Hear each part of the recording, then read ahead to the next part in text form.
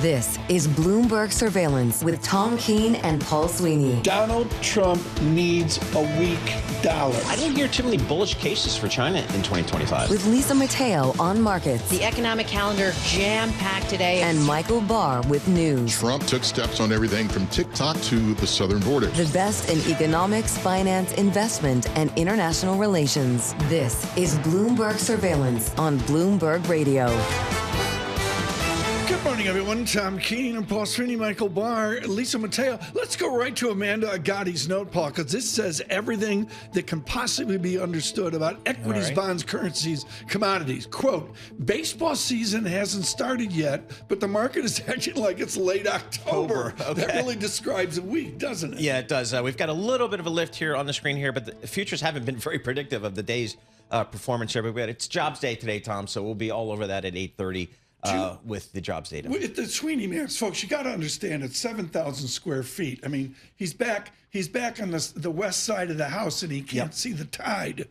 At your house, do you hide from your cell phone? Yes, of course. You don't want to know what the news is. Don't want to know what the news is. So we'll see here. But again, a lot going on out there, Tom. I mean, the tariff is still front and center. Moving all over the place. Markets trying to adapt to the news coming out of Washington. And then again, the labor, we'll get a good shot at the labor market here today. Needed. And what I would really focus on, folks, is the zeitgeist right now led by Anna Wong of Bloomberg. She will join us later, which is, do we see DOGE numbers today?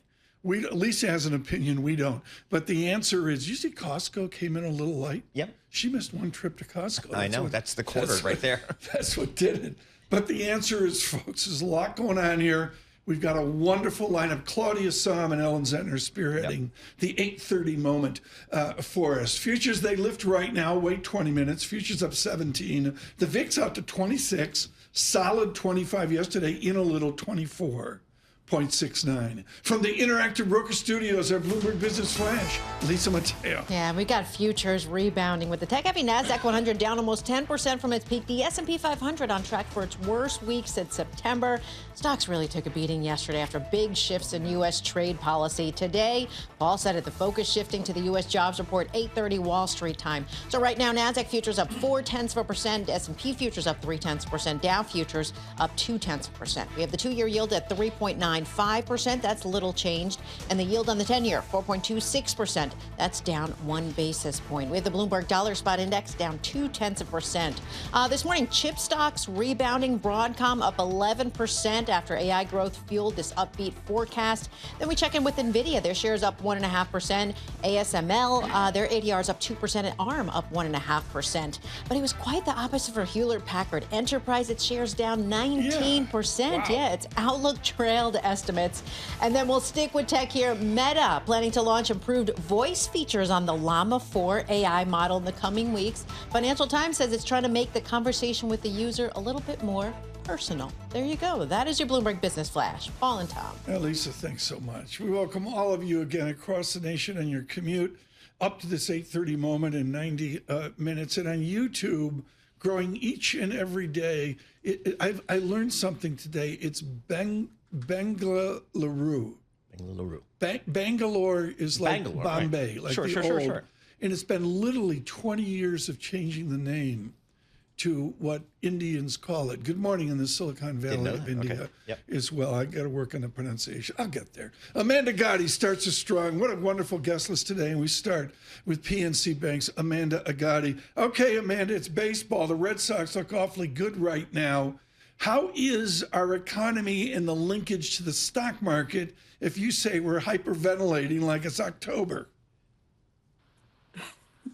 Well, it's great to be with you guys. I had to get my baseball analogies going for you this morning here. So we are feeling a little bit of anxiety, maybe more than a little bit as it relates to the markets and the economy. But I really think that this all comes back to extreme fiscal policy uncertainty, tariff and trade policy in particular. And so if investors could simply hit the mute button, I know that's really hard to do, I think it could change the sentiment backdrop and the narrative pretty significantly. We just day by day, we're seeing this extreme volatility in terms of policy, and it's really hard to take a longer term view with that kind of volatility happening. So what do we do to the extent that folks need to be in the equity market? Is it a focus on quality, whether that's quality balance sheet, quality free cash flow? How do you guys think about being positioned in this type of market? Yeah, I mean, believe it or not, we're not raising a ton of cash, pulling the ripcord and moving to the sidelines. We really are trying to stay focused on long-term goals and objectives for our clients. Sometimes that's hard to keep everybody invested and well diversified in times like this, but we are absolutely leaning into quality-oriented exposures. I mean, you have to say U.S. over international, given the swirling news around trade policy.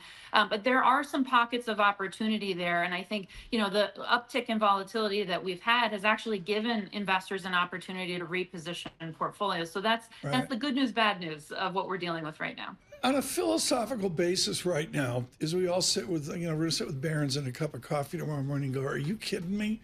Amanda, do I want to buy a quality name that's gone down a little bit and get on board for 2 years out, or do I want to buy something that's gotten hammered and get on board for 2 years out? I think you want both, which sounds like a cop-out, and I don't mean it to be at all. Do we let people on that say both? I say both, yeah. Buy both in terms of optionality there. I think we're very focused on making sure that in this environment, investors are staying very well diversified. When you have big swings in terms of policy in one direction or another, it's really a binary kind of outcome. Really hard to invest against that backdrop. You can easily get caught flat-footed. So I'm a buyer of both in this environment, in the spirit of trying to stay very well diversified so that we can catch these tailwinds from a policy perspective when they ultimately go into effect.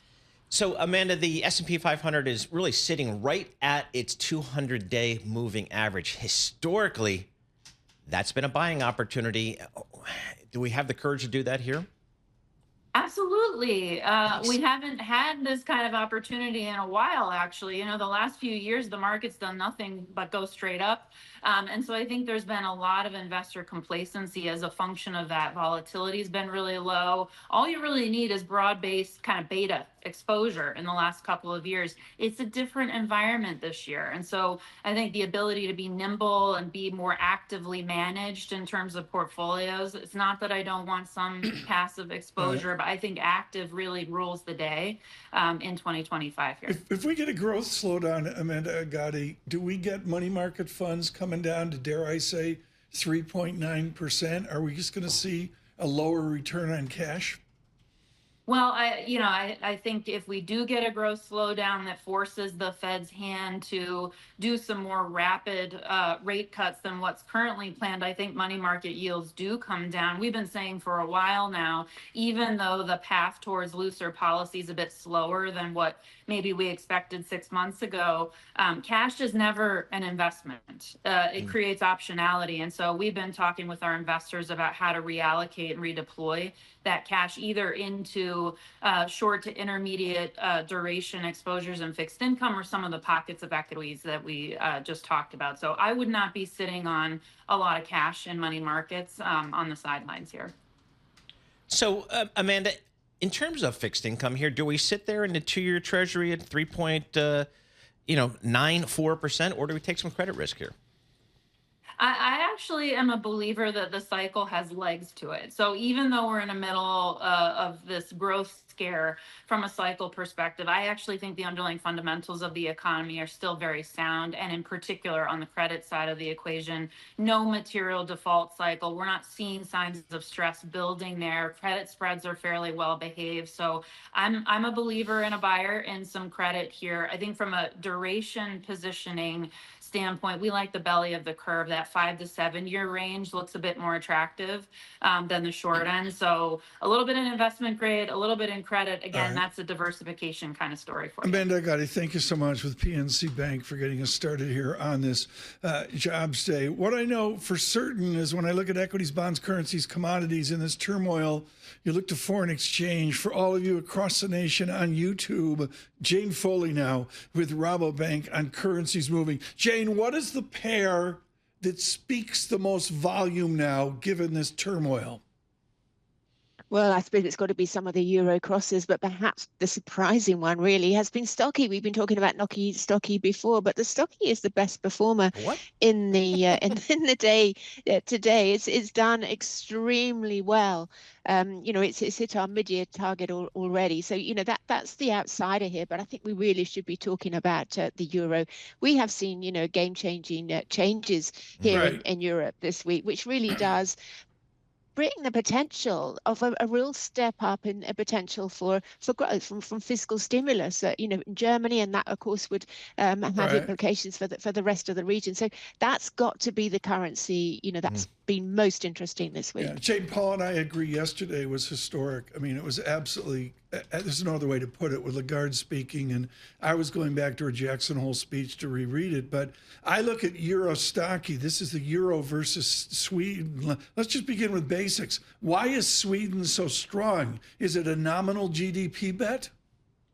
Well, it was strong already. It's been outperforming this year really quite well. And that's because they had a recession and therefore they got into their interest rate cutting cycle early. And that means that they're finishing that interest rate cycle early and their growth prospects really have improved this year. So that was the basis. That's why it's been outperforming, having underperformed for years, for the last few years. So it was doing well already. But, Sweden's a small open economy. And if there's going to be fiscal stimulus in Germany, well, that's really going to help with the outlook for Sweden. So it's outperforming there. But so part of it is the euro story as well. But there is some strength in Sweden by itself. Yeah, Paul, I emphasize in umpteen years of doing this, I've never had these conversations. Right. I've never had like a euro pop.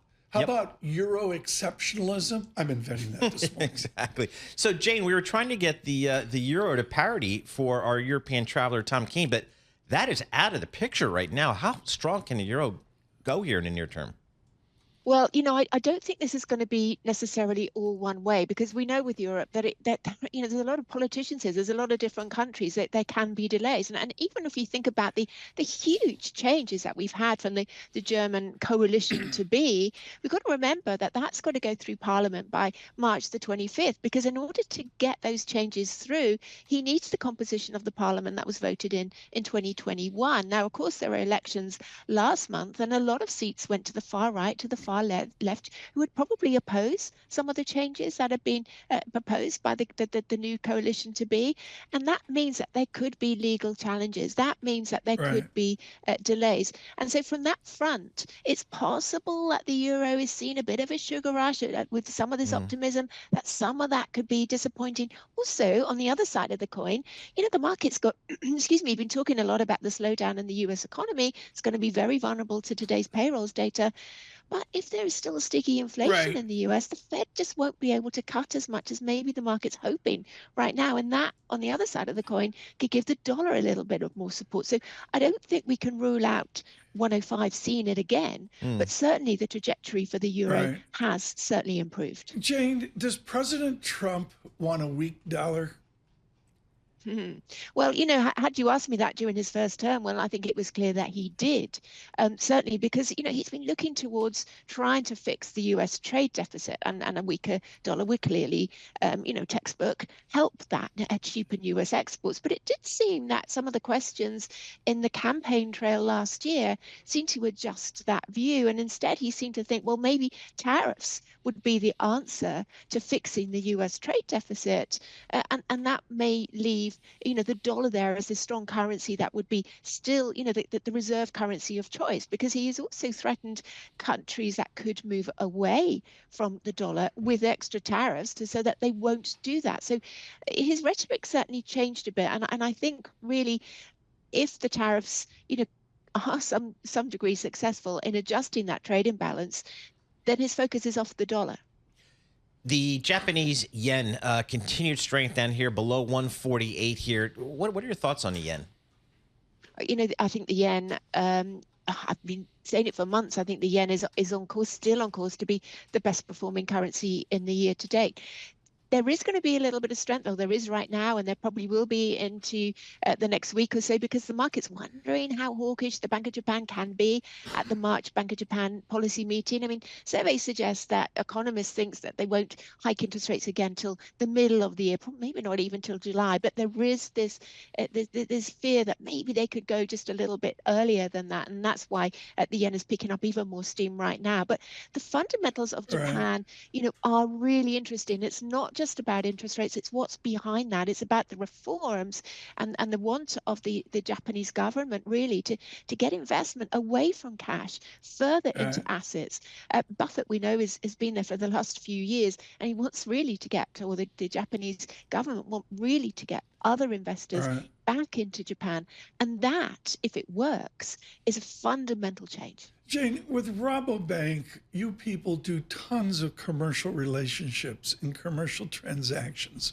How does business in Europe adjust to this new landscape? Can they re-hedge here? I'm fascinated by the behavioral change Rabobank sees away from your FX strategy. I was talking to a large corporate yesterday, yes, looking to hedge, having to hedge all of the time. And, this increased volatility makes me busier because obviously they've got even more to consider, but they will have to do it. They have to do it. In terms of the euro strengthening, obviously, for many, that puts them in a better position. But those guys that are have got trading relationships with the US. There are lots of different complications, lots of different things to consider in terms of their supply chain. So it's quite a trying time for many of our clients. I mean, this is great. Jane's going to have such a banner year. She's looking at a pile down the road from Blenheim Palace. That's what she's doing. Jane Foley, thank you so much. Brilliant at Rabobank. Always there. Really, we got to remember, folks, that in foreign exchange, there's a whole world away from what's the euro going to do, business transactions and hedging, and that's what Rabobank is known for. Jane Foley, Amanda Agatti, thank you so much for getting us started on this Jobs Day. Futures up 17 with our news in New York City. Michael Barr. Thank you very much, Tom, Paul, Lisa. President Donald Trump exempted Mexican and Canadian goods covered by the North American Trade Agreement from his 25% tariffs, offering major reprieves to the U.S.'s two largest trading partners. Trump signed orders Thursday paring back the tariffs, which are related to illegal immigration and fentanyl trafficking, until April 2nd. Meanwhile, speaking to reporters in the Oval Office, President Trump denied the tariffs were the cause for the stock market turmoil. Nothing to do with the market. I'm not even looking at the market, because long term, the United States will be very strong with what's happening here. China's top diplomat accused President Trump of taking a hypocritical approach to bilateral ties and denounced tariffs. Foreign Minister Wang Yi said the U.S. shouldn't return good with evil or even impose arbitrary tariffs on Chinese products. The World Health Organization is offering early retirement to some employees with 4 months' pay to cut costs following the U.S. withdrawal. The offer is voluntary and targets staff who are 55 or older with a departure date of July 15th, and is part of the WHO's efforts to plug a significant funding gap. 2 U.S. Army soldiers and a former soldier have been arrested and charged as part of an alleged bribery scheme to try and sell military secrets to China. The 2 current soldiers were stationed at Joint Base McChord in Washington. SpaceX launched its Starship mega rocket on a test flight from Texas last night, but the spacecraft broke apart minutes after liftoff. SpaceX lost communication with the rocket, and then it exploded. Flight commentator Dan Hewitt. Can confirm we did lose contact with the ship. Unfortunately, this happened last time, too, so we've got some practice at this now. Wreckage was seen streaming from the sky over Florida. Global news 24 hours a day and whenever you want it. With Bloomberg News Now, I'm Michael Barr, and this is Bloomberg. Tom, Paul, Lisa. Some guy was on a plane with his Swanson TV dinner. He's looking out the window, and all this stuff is coming down. Is there Michael, in your reporting, is there any tension that stuff, like a fin lands in a backyard in Orlando? Well, obviously, when you see something like that going across the sky, I mean, it lit up the sky for a moment, the nighttime sky. Fortunately, no one was injured in that. And they're going to say it's way up high. It melts before it gets here? I don't know. I mean, I think we go to astronaut Paul Sweeney. Yeah, you got to start looking up these days. When you go outside. Well, they paused like takeoffs from Florida airports. Yeah, I saw that. Yeah, so. because it was right there. Yeah, so and the sky gets more and more crowded with more and more stuff in the sky. First thing I did, Gura had the Gulfstream, so and we were okay. But I don't know. I saw all that. It's like the second time. It's like, okay. Yep. Does he get a free pass on stuff falling out of the sky? I don't know. It's Jobs Day. A great lineup for Global Wall Street. Please stay with us. Priya Misra will be with us here. Ooh, in studio. In studio as well. And that's always a wonderful thing. The market's moving in a direction, but I don't think the why was quite why. No, and we'll see. I mean, the future. What's been interesting is the futures market has not been that predictive of how the cash market trades during the day here. So people, when it opens up and we have to process all that news. Great to see Dan Ives yesterday. Yeah. Tesla, he reaffirmed a buy on Tesla today. Yeah, it's tough. Its stock's down 35% year It's down to date. 263 to 260 right now this morning. I mean, I did a log regression back to the beginning of the pandemic, and it's below the trend line. Yeah, so there's a lot of cross currents there, and I don't know. Do you see a lot of them? I do. Like more. Oh, yeah, absolutely. Mrs. Keene somebody has one for sale for over half off. Oh, okay. Yep. It's Jobs Day. Bloomberg surveillance.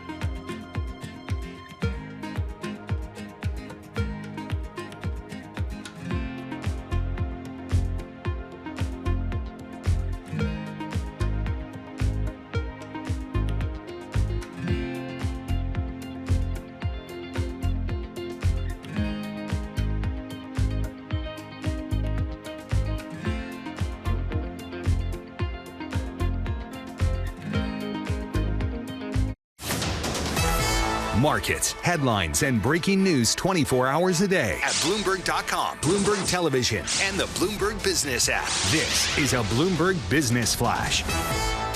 From the Bloomberg Interactive Broker Studio, I'm Lisa Mateo. We've got futures rebounding. This is after President Trump's trade tariffs caused some confusion. You had the Fed's Raphael Bostic said it could take several months to understand how Trump's policies will affect the economy. Today, investors move to jobs data. Yes, economists expecting that the U.S. added 160,000 jobs in February. That's up from 143,000 in January. They think the unemployment rate will stay around 4%. We shall see at 8:30 Wall Street time. We've got NASDAQ futures up 0.2%.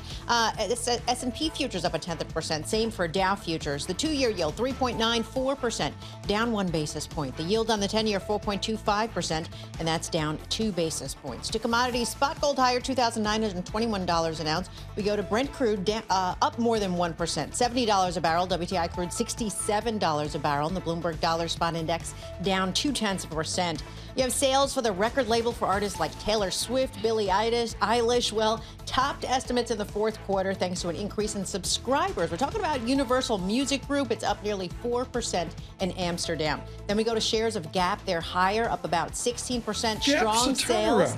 Yes, it is, because you have Gap, Old Navy, Banana Republic. They were all doing better. They all reported better. Athleta, though, was the only brand that reported lower, posted a decline in that. Costco, yes, I had to save the best for last, but it's down 2%. I know, profit missed estimates. Did they say why? Seriously? Supply chain costs. That's what they're talking about. Yes, yeah. But I've been there. The lines are a little bit shorter. I gotta say. Okay. There you go. That's the most important thing I've heard all week. Yep. That is your Bloomberg Business Flash. Lisa Mateo, thank you so much. Priya Misra hasn't been in Gap in 20 years. Joining us now from JPMorgan, Priya Misra, as we really begin our Jobs Day coverage, and there's so much to talk about. What's the mood at your office? I mean, within the fabulous cafeteria they have at JPMorgan, it's like $150 for lunch. It's across Park Avenue underneath Citadel. But, at lunch, what's the mood? Is it like chaos? There's a lot of debate. There's a lot of debate. Yes, thank There's you. a lot of analysis. I mean, this is a historic week. We're living in historic times. Thank you.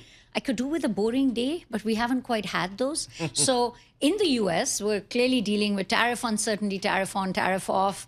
We're also looking at, I think the market had an assumption that there are growth negative aspects of the administration, but there's a lot of growth positive. We're looking at what are those growth positives. The sequencing is important. When are we getting something on taxes? We potentially might have a shutdown next week. So I think there's a lot in the US that we're looking at, policy risk, fundamentals of the economy, and then what's happening in Europe. I think cannot underestimate that. So Paul and I on commercial break, we're calling our brokers saying go to cash. What's the plus minus for Priya Misra of JPMorgan now of the gut instinct to go to cash? So I know cash feels good because you get that 4% yield. Here's what cash will not do for you, is give you any diversification benefit. So that's why we've been seeing inflows into fixed income, but you just have to look at price action, whether it was DeepSeek Monday or Tariff Tuesday, I guess Tariff Wednesday, Thursday as well, or today if you get a weaker payroll report and risk assets struggle because, you know, the president said little discomfort. I mean, I think some of us might be feeling a little more than that, but I think they're telling you that their pain point is not here. So you need something that'll help you stay in risk assets, fixed income, high quality fixed income duration. Actually, that's what's going to work because the market's only pricing in a few cuts here, right? Even though the Fed is not likely to start to cut rates anytime soon, market's forward looking. And if the economy is slowing down, if the uncertainty shock is enough to increase the risk of a recession, the market can price in many more cuts. That's why interest rates have been falling. So I think if you're in somewhat 3-year, 5-year, 7-year duration, you don't have to go too far out. Intermediate bond funds will give you that diversity. They'll actually make money on a day if risk assets struggle. And how much credit risk are you suggesting people take here? That's fair. I think we are moving a little bit up in credit. So we have reduced some of our high yield positioning, just not necessarily that we're looking at recession.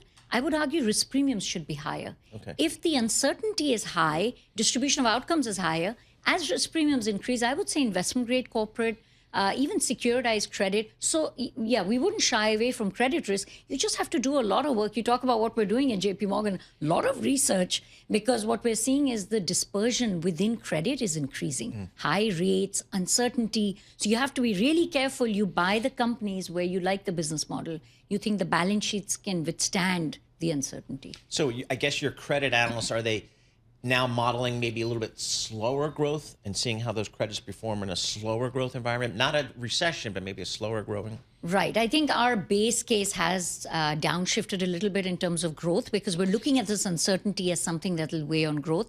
But we're also modeling in, you know, do you have a lot of government aspect in your business model?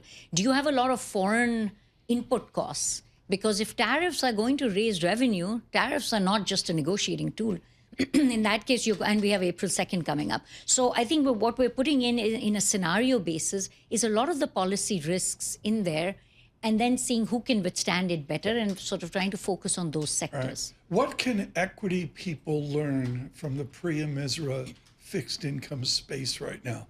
You're lecturing a bunch of equity animals. They're dumb as wood. They wouldn't know a logarithm if it hit them over the head or the formula for duration. What do you say with them? There's a lesson to be learned out of fixed income. Well, I would say equity investors have done really well the last 2 years. And 2 years, come on. Log Bloomberg Index, it's been a 10-year nightmare. Continue. I would look at risk-adjusted returns. And when the risks start to rise or the distribution of outcomes start to increase, I think that's when, if you want to stay in equities because you're looking at the end point and the end goal of the administration might be positive for the U.S. economy, but you're worried about that bridge from now to that point, think about fixed income. You're getting a diversification benefit and income, which you haven't had in 25 years. Did you see our voice change? Did you see that shade she just gave me? Exactly. So what do you expect our Federal Reserve to do over the next several months? I guess today's jobs data point will be an important input, but how do you expect them to behave? Right. So I think the Fed has cut 100 basis points. I give them a lot of credit because the economy was not that weak. There was some risks, and they decided to take the edge off a little bit by cutting 100. I think that reduces pressure on them. What we heard from Chair Powell loud and clear, and we're hearing from different Fed officials is there's a lot of uncertainty, so they do nothing. What that tells me is they're a bit of a sideshow here. I don't think they'll be preemptive. Even if today's report is weak, it's 1 week report. I don't think you'll hear from Chair Powell that they can start to cut. And so they're going to put all of the policy actions. Right. And when they get more clarity, I think it's President Bostic said by its late spring. I actually think it might be further out because of the tax issue. Right. They're not going to be preemptive, data dependent, reiterate the dual mandate. 2 more questions. It's very important. McKee is invited to the Booth School panel with Feroli. I'm not invited. Wow. Good morning, University of Chicago Booth School. When you talk to Michael Feroli, like McKee will, but I won't, how do you fold in his economic call into your confidence in fixed income? So I think Mike's call has been supportive for fixed income because he has so far looked at the policies and said this is going to reduce some growth, right. But it's still right around but little bit below potential. It's not recession. What I would ask Mike is how is he factoring in the uncertainty shock? Because he's highlighted it, but how do you model that? There are not that many times in history that we can look at these moves and then translate that into business investment, hiring, consumer spending. So that I'm hoping and I'm sure they will be addressing that today. Right. But that's final question is just really, really important. Citadel has $4.25, the Jean Georges restaurant. A Paula's salad's like $48. What are you putting into your skyscraper on Park Avenue? Is Jamie putting in a sweet green or a chop? Are you going to have a restaurant down at the bottom? I'm just waiting to get into that building, which hopefully by the middle of this year. And really, the middle of this, like July? We've heard August, September as the move-in date. So it's coming up really fast. I sit across the street, and every day you can see the progress. So we're gonna do a remote broadcast there when they. Did you pick out the carpet? I mean, is it like lost in translation? They send you the maroon carpet. It's fine. There's a lot of furniture in there. It'll be good to be all together. Okay, that's the key thing. Plus, they're working 6 days a week. Exactly. Yeah.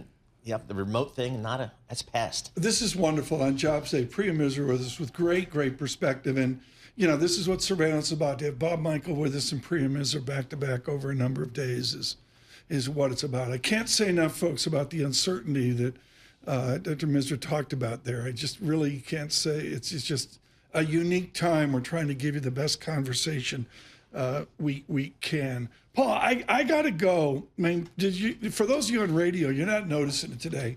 I'm dressed up like I'm going to a funeral. Yeah. Sweeney's dressed up like it's Friday. Like it's Friday. There might be a golf course. This is not University of Rochester. This is the Fighting Spiders of University of Richmond. That's right. The Spiders, University of Richmond. Sure. I looked at their basketball team this year. Not good. There's no March Madness. A little bit down this year. Did you have an offspring there? No, that was me. That was you? Yeah. Oh, my word. Yeah. Did you go to the dance? The ring dance. The ring dance? Yes. Did you go down the stairs? Yes, absolutely.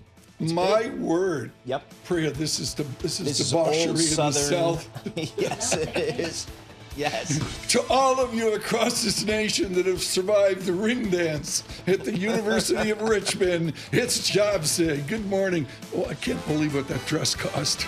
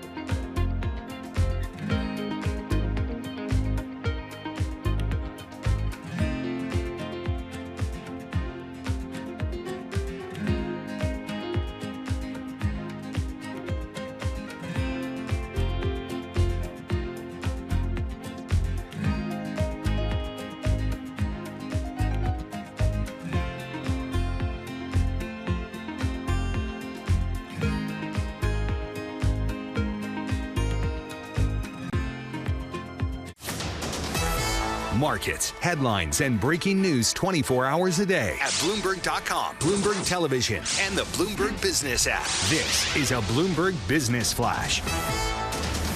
In this Bloomberg Business Flash brought to you by IBKR. Will U.S. CPI exceed 2.4% in March 2025? You can trade your prediction with IBKR Forecast Trader. The yes recently at 60% by yes or no, and earn $1 if you're right. Go to ibkr.com/forecast. We've got futures ticking higher this morning. This is ahead of jobs data and as Federal Reserve officials make their last public remarks before the Fed's next rate decision. We have NASDAQ futures up 0.1%. Same for S&P futures. Dow futures little changed, up about 19 points. We have the 2-year yield 3.95%. That's up down 1 basis point. And the yield on the 10-year 4.26%. That's down 2 basis points. The Bloomberg Dollar Spot Index down 0.2%. And we have Bitcoin falling down more than 1% at just above 88,000. Details of that U.S. Strategic Reserve just disappointed. We have few stocks on the move this morning. Intuitive Machines, it's down 36%. Its second lander, Athena, it had some issues when trying to land on the moon yesterday. And you heard Michael Barr talk about it. SpaceX had a rough day, too. Its 8th test flight for its Starship rocket exploded.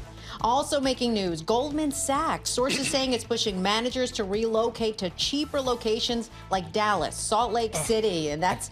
I thought you meant east of 2nd Avenue. No. Continue. But if they don't, they could risk losing their job. So it's a tough one. It's all part of their cost-cutting initiative. That is your Bloomberg Business Flash. Paul and Tom. Lisa Mateo, thank you so much. Okay, everybody stop, particularly Global Wall Street, across the nation, on YouTube, around the world. Lydia Bassour of EY, Ernst & Whinney, excuse me, EY Parthenon has delivered the goods. She sent me a 23-page deck, which is the single best explanation of tariffs I've seen. You get this from EY Parthenon and Lydia Bassour and her team. It is spectacular. Lydia, congratulations. It's brilliantly clear. I'm going to go right to page 18 of your deck, where you say the U.S. is 80% of Canada and Mexico's angst, but we are only 15% of total U.S. imports. What do you say about imports from the rest of the world? Good morning. When we look at the overall trade linkages between the U.S., Mexico, and Canada in the wake of those 25% tariffs, we can see that Mexico and Canada are very reliant on the U.S. economy and on U.S. trade. When you look at that and you estimate what the impact of these tariffs could be, we can clearly see that when you do some modeling, the impact on Mexico and Canada could be quite significant in terms of growth. We have, about 4% GDP hit to Mexico and Canada in 2026 if these tariffs were to stay in place.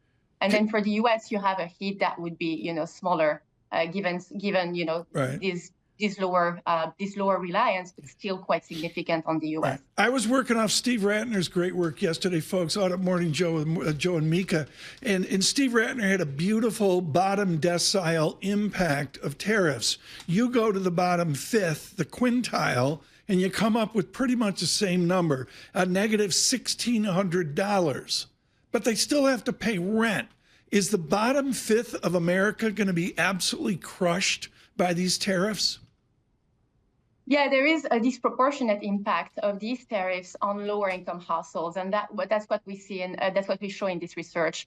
And I think it's also important to keep in mind that you still have elevated prices that's having a disproportionate impact on lower income households, and you still have higher interest rates as well.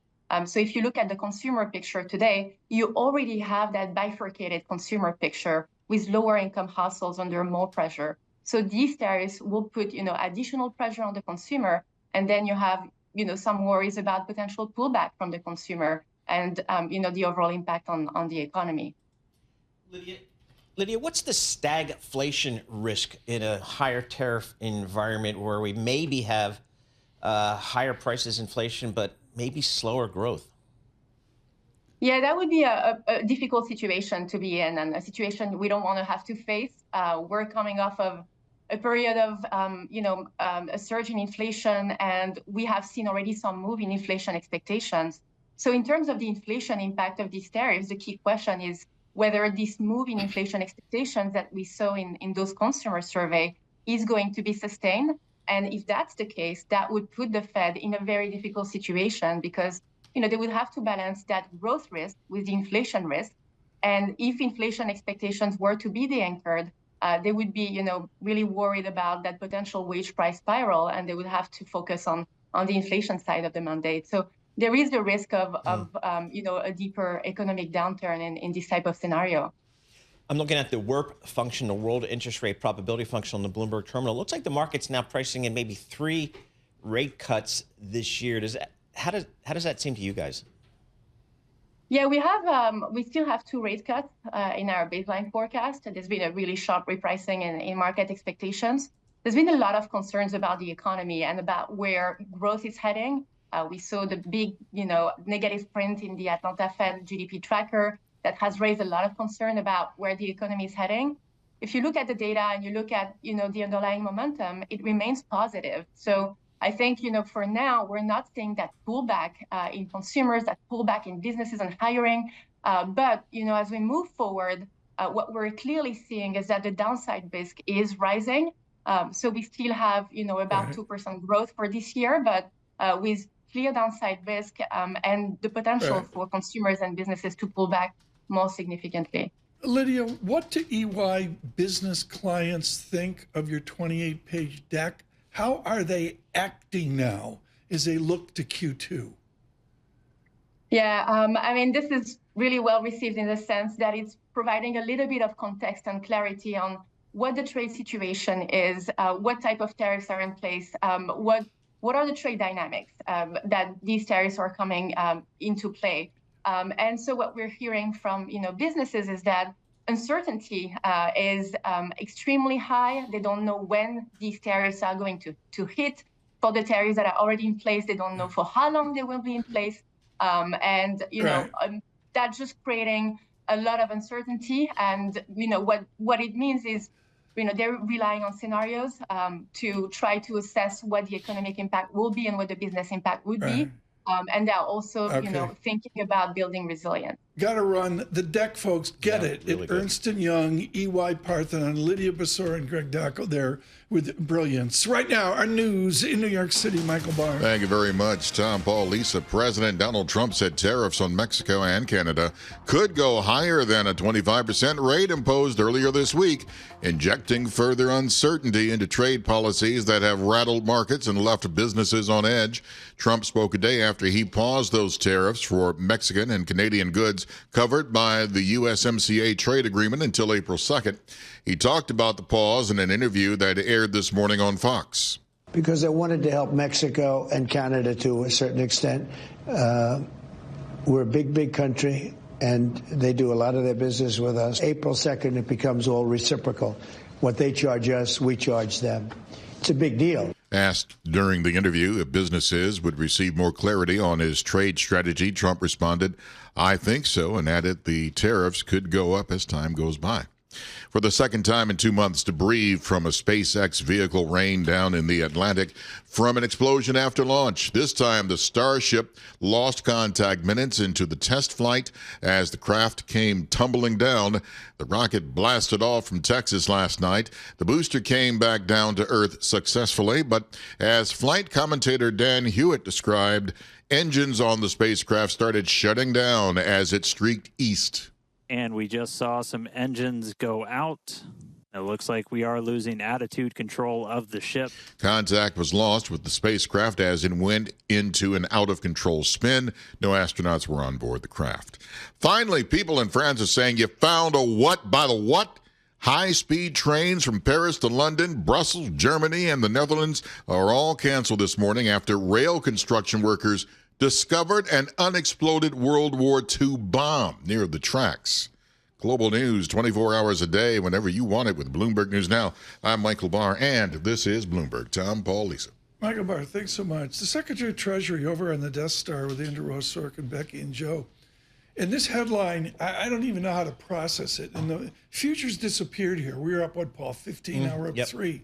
Secretary of Treasury, President Trump is confident Xi of China won't move on Taiwan during term. That's good news. I believe I've never seen that in my life. I'm not sure what a Secretary of Treasury should be commenting on, geopolitical issues, but maybe that's how they roll over there. I don't know. All we're going to do, folks, is try to bring you the zeitgeist with our leadership from Michael Barr to bring you the news and aggregate it across all sources. That's the best we can do, and we're dedicated to that. The actual Bloomberg headline, Trump confident Xi won't move on Taiwan during term. I don't have any comment on that. Futures up 4.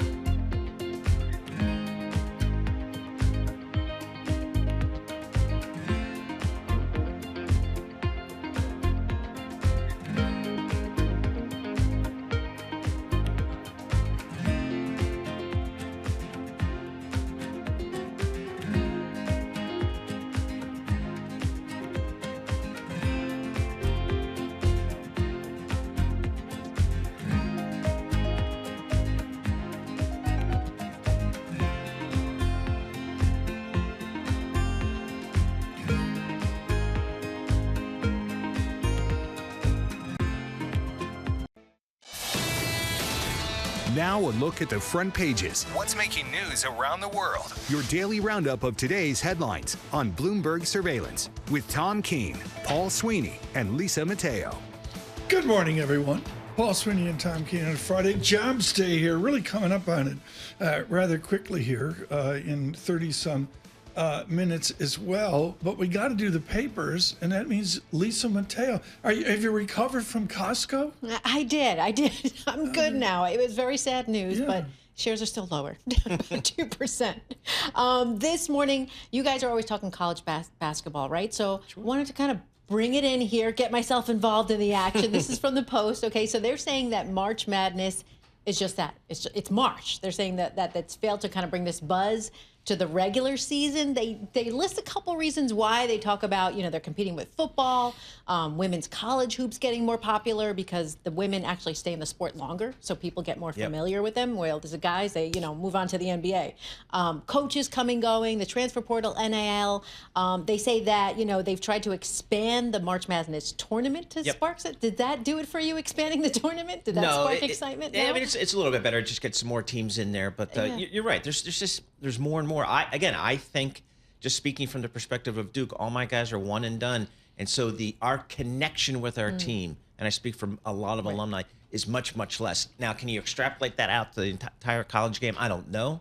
But so this weekend, it's a huge game. Let's say there's 25 gifted players playing. Are there any seniors? On the Duke team, none to speak of. So there's no seniors. No, with Jess North Carolina will have some. A&M had a seniors day in that. But again, the transfer portal, for better or worse, it gives the kids freedom to go where they think they can have the most success. So that's great for them, and they deserve that. Now, the downside is, there's no stability within teams and programs, and therefore, loyalty. David from Washington emails in and says, how much do you think, who's the guy for Duke, the young freshman, Connor? Oh, Cooper Flag. Cooper. How much is Cooper piling in name, image, and likeness? Oh, $6, $7, $8 million this year, probably. As a freshman? Yes. God, that's Lisa Mateo money. So next. Oh, my God. Okay, so the egg shortage drama continuing, prices higher, stores limiting purchases. So now the U.S. is on this global egg hunt. So they have a goal. Here it is. They need up to 100 million eggs within the next month or two. So they're going out, they're countries like Poland, France, Indonesia, to ask about eggs. The problem, like we've talked about, the shelf life isn't that great. Eggs still, they break in transit, and there's flu outbreaks in other countries too. But I sent Lisa, I sent Alex, I sent Carol Master. I was in the shop right yesterday in Jersey. Plenty of eggs. But they're a little pricey. Probably a little pricey. I didn't check the prices. You were right. But they were there. They're there. So did they have the signs like limiting purchase? No. I opened the old GE. We got the little old GE made in 1950. The engine makes a lot of noise. And there's my $12.99 eggs staring me in the face. Still, you only got 5 weeks. You got to eat those, okay? Give me one more. Bad. The last one. People are, as the kids say, throwing shade at Meghan Markle.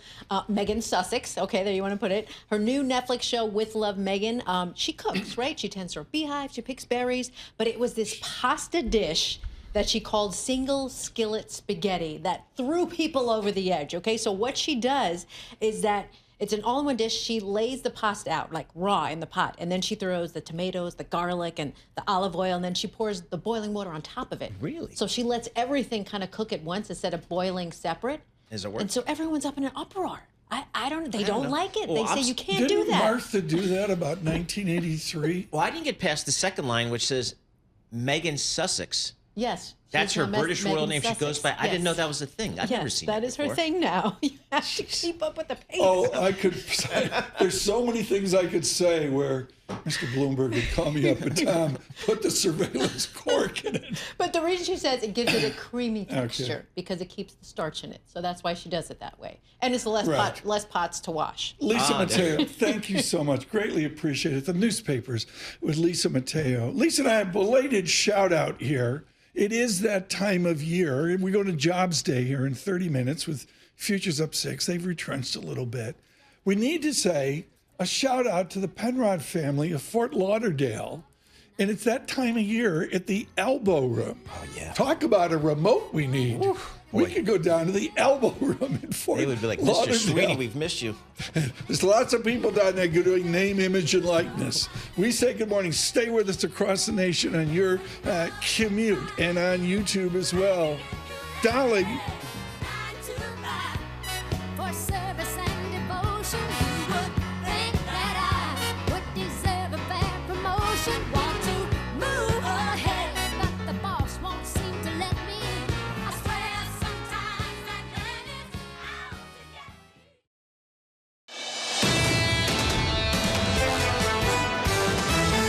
This is Bloomberg Surveillance with Tom Keene and Paul Sweeney. What's the immediate take of a tariff war? For the longest time, technology has been the driver of this market. With Lisa Mateo on markets. AI affecting demand for cloud computing. And Michael Barr with news. Trump declared a national emergency at the U.S. border with Mexico. The best in economics, finance, investment, and international relations. This is Bloomberg Surveillance on Bloomberg Radio.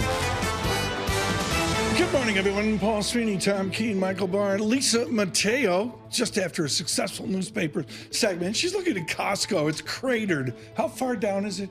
2, 3, 4%? 2%, yeah. Costco. Okay, 2%. Cratered.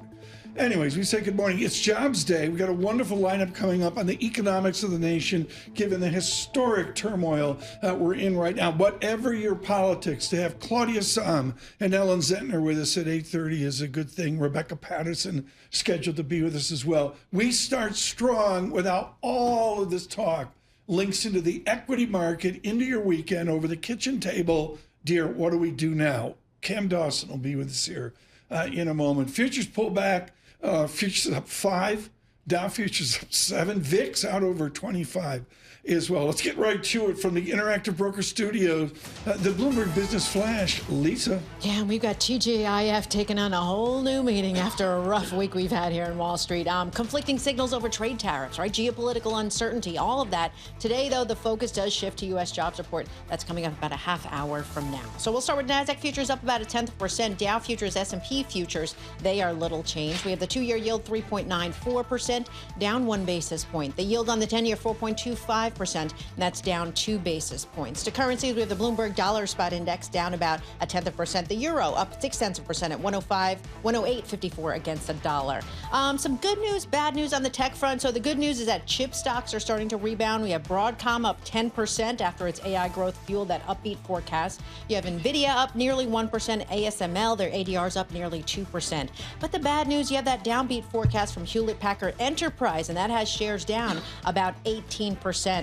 Also, we're checking in with Tesla shares because they're down nearly 2% after dropping more than 5.5% yesterday. That is your Bloomberg Business Flash. Paul and Tom. Lisa, thanks so much. Kim Dawson with us with the New Edge Wealth for a really important conversation. Many would say arguably more important than all the jobs wonderment we're going to do here in 28 minutes. I just picked up a random ETF, unleveraged, Mag 7, and it's 5% down.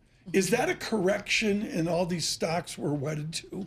Well, we've certainly seen, if you look at the Mag 7 cohort, we're down nearly 17% from that December high, which we thought was unsustainable. You had seen these stocks rally 10, 20% over the course of 1 month, really on no fundamentals. So we're reversing some of that. And I think that we're now at a very critical juncture for the Mag 7 as well as the broader market, you're at the 200-day moving average. This has been a powerful uptrend.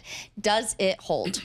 And Paul, 2.6 standard deviations on that Mag 7. We're done. I got to admit, the chart's a little disturbing. Right. Like, you know, Cam and I doing logarithms. It's a little disturbing, to say the least. So just from the structural perspective of the market, Cam, I mean, the S&P 500, I'm looking at my relative strength index, is kind of sitting right on that 200-day moving average. It's blown through the 50-day already. How important is that as a support level? And if we go through that materially, does that suggest we could have a deeper correction?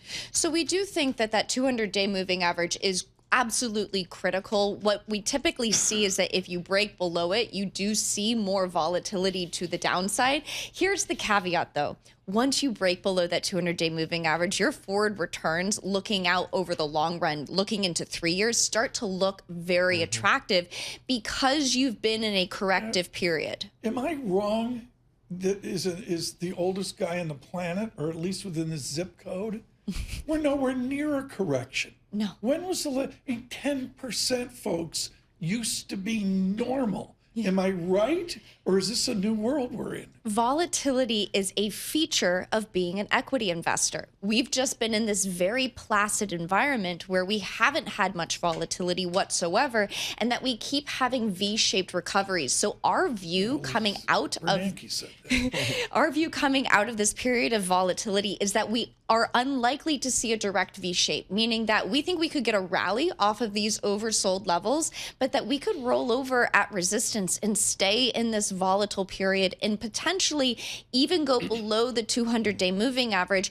But we, again, would see that volatility as an opportunity if you're underweight equities to buy into some of that weakness. One of the things that we talked about coming into 2025 was the importance of earnings coming through, because it doesn't look like the Fed's going to do a whole lot for us, maybe 2 rate cuts this year. What is the earnings outlook from your perspective? Well, it continues to get trimmed lower and lower, and we've been cutting earnings estimates on a consensus basis for the last 5 months. And it is one of the reasons why we think we are seeing this volatility. You have been cutting earnings estimates, but stocks were going up on multiple expansion alone. So part of this is just that recalibration that we got to very expensive valuations because you were cutting earnings estimates. Now, we are seeing signs that earnings are coming through, of course, in the fourth quarter. But the question is, as we roll into the month of April and we get all this uncertainty around tariffs and people kind of sitting on their hands in front of them, do we see that weigh on the outlook for the rest of the year? One of the groups that people have been talking about might do well or is doing well are financials. What's your view on that sector of the market? Well, we're starting to see the banks roll over a little bit, and watch the asset managers. This is interesting. Is BlackRock an asset manager? Blackstone, Ares, Apollo, more of the private equity managers, because those names have been trading notably weak. And the question is the market picking up on weakness in their underlying portfolio companies? I mean, she's such a geek. She sits up in the food court on the fancy blue. It's like Chrysler years ago. It's Corinthian leather. She sits up on the blue seat. Tom Secunda sits down next to her. She got a 400-page deck. Where's like the amount we're down NASDAQ versus the median stock down NASDAQ? Do you have an update on that? I don't off the top of my head, which means you might not call me a geek anymore, which is sad.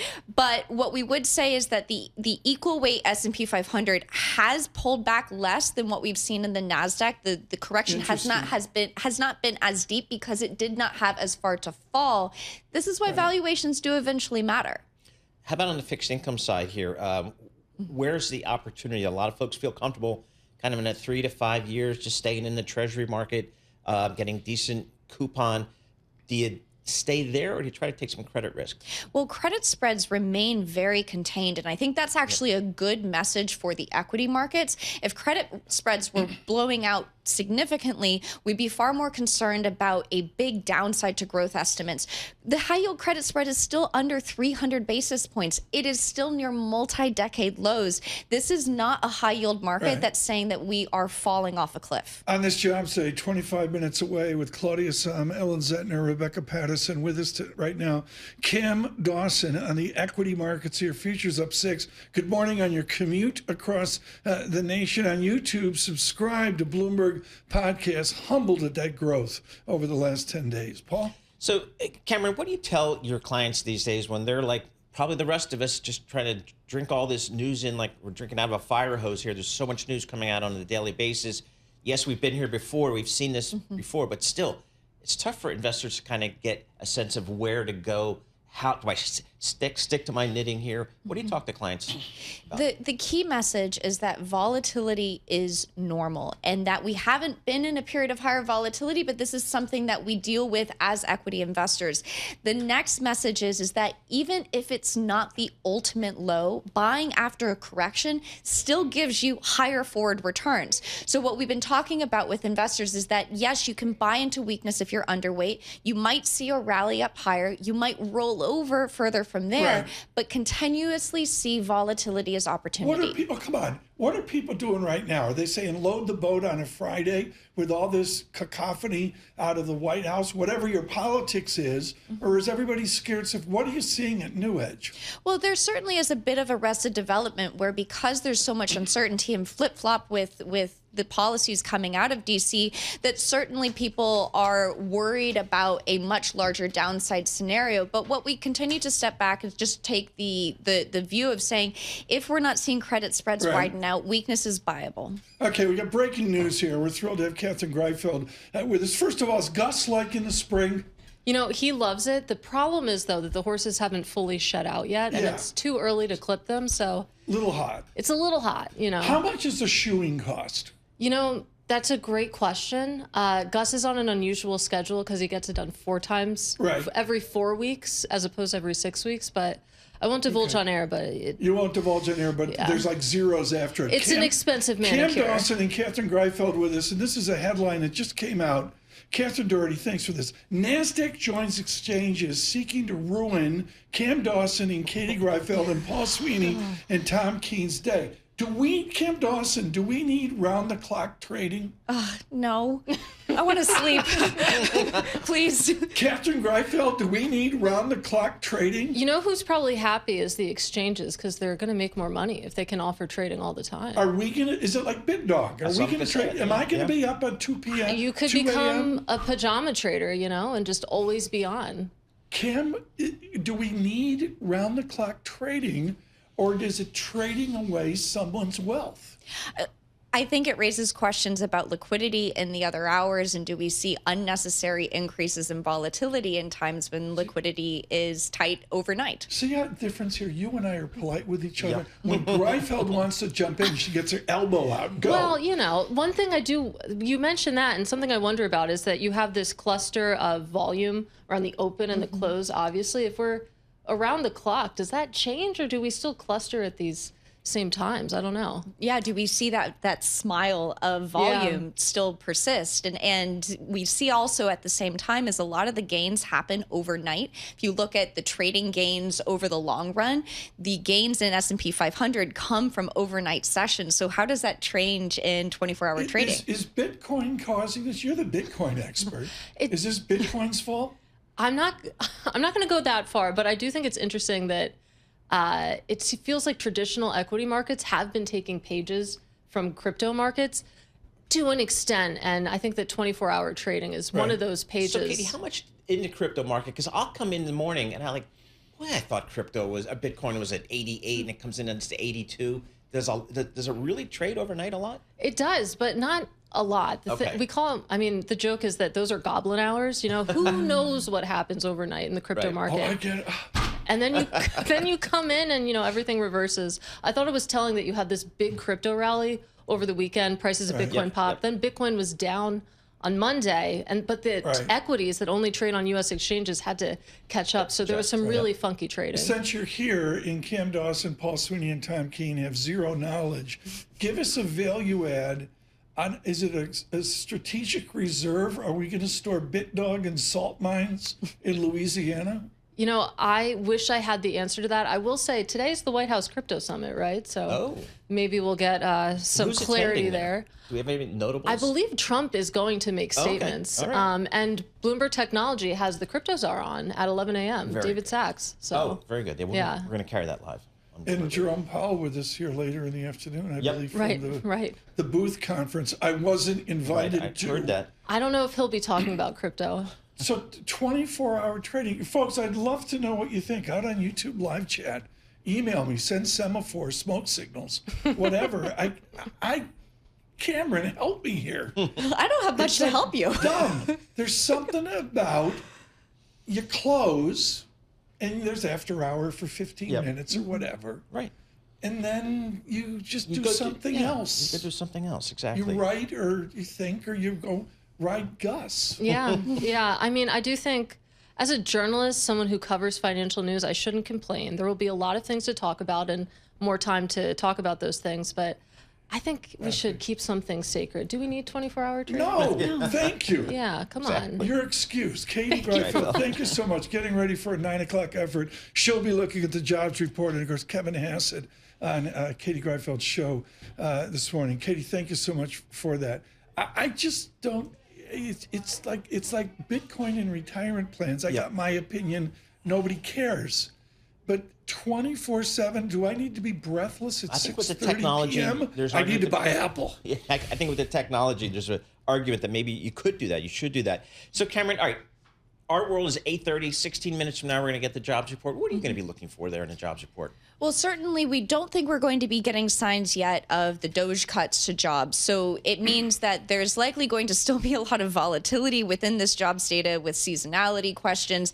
There's a huge Mack truck size gap between the high and the low estimates, which just tells you that the street doesn't know what to expect.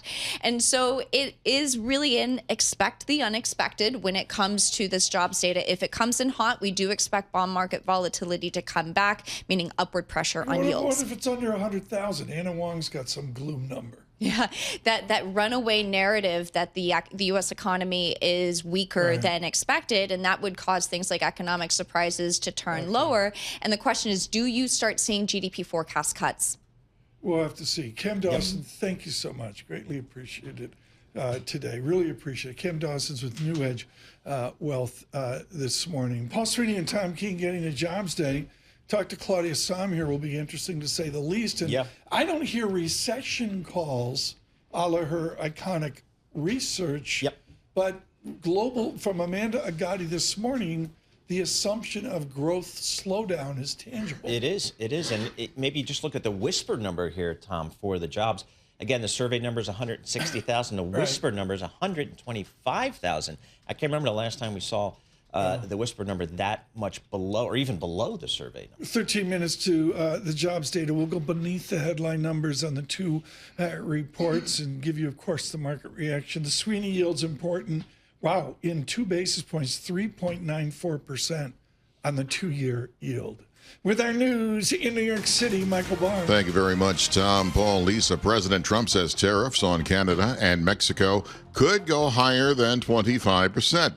He spoke in an interview on Fox Business after putting tariffs on trade compliant goods, on hold until April 2nd. Bloomberg government's Maeve Sheehy says the president also discussed why he's pausing those tariffs. Part of it was to help Canada and Mexico, but he's also said that Canada and Mexico are working much harder lately on curbing fentanyl and illegal immigration, which are 2 of the reasons why he wants to put these tariffs on in the first place. Bloomberg government's Maeve Sheehy. The GOP-led House has voted to censure Texas Democrat Al Green 224 to 198 after he disrupted President Trump's address to Congress Tuesday evening. All Republicans voted in favor and were joined by 10 Democrats. Speaker Mike Johnson. We take no pleasure in this. I gave repeated warnings to Representative Green to stand down and to sit down, and he refused to do it. He chose to deliberately violate House rules in a manner that we think is probably unprecedented in history, interrupting the message of a president of the United States who is an honored guest. Green is the 5th member of Congress to be censured this decade. It is that time of the year again when the clocks spring ahead and we will lose an hour of sleep. Killing me. I'm sorry, man. I know. Clocks move forward this Sunday for daylight saving time. Research has shown that the ritual of changing the clocks in spring and fall can impact productivity and our mental and physical health. It's why the American Academy of Sleep Medicine wants to eliminate seasonal time changes. Dr. Anita Selekar is the president of the Academy. It's harder to go to bed when it's light out, so that can make it harder to fall asleep, but yet our responsibilities are the same in terms of waking up for school, waking up for work. Dr. Selekar recommends moving to year-round permanent standard time. Global news, 24 hours a day, and whenever you want it, with Bloomberg News Now. I'm Michael Barr, and this is Bloomberg. Tom Polis. I thought this was Paul Sweeney when it came in. This is John emailing in, nails it. Tom, we don't need 24-hour trading. All we need are the last 10 minutes. That's where all the volume is. That's Don't right. tell my bosses. Right. First 10 minutes and the last 10 minutes. That's right. And that's what Cam Dawson was alluding to there. You know, does that reality disappear for us? Okay, it's none too early. I know, pause into March Madness. Michael Barr, it's un-American. There's 3 opening days. We got Tokyo Dome, Cubs, Dodgers. Then we got every other team, but I think 2 teams on the 25th-ish. Tigers at Dodgers.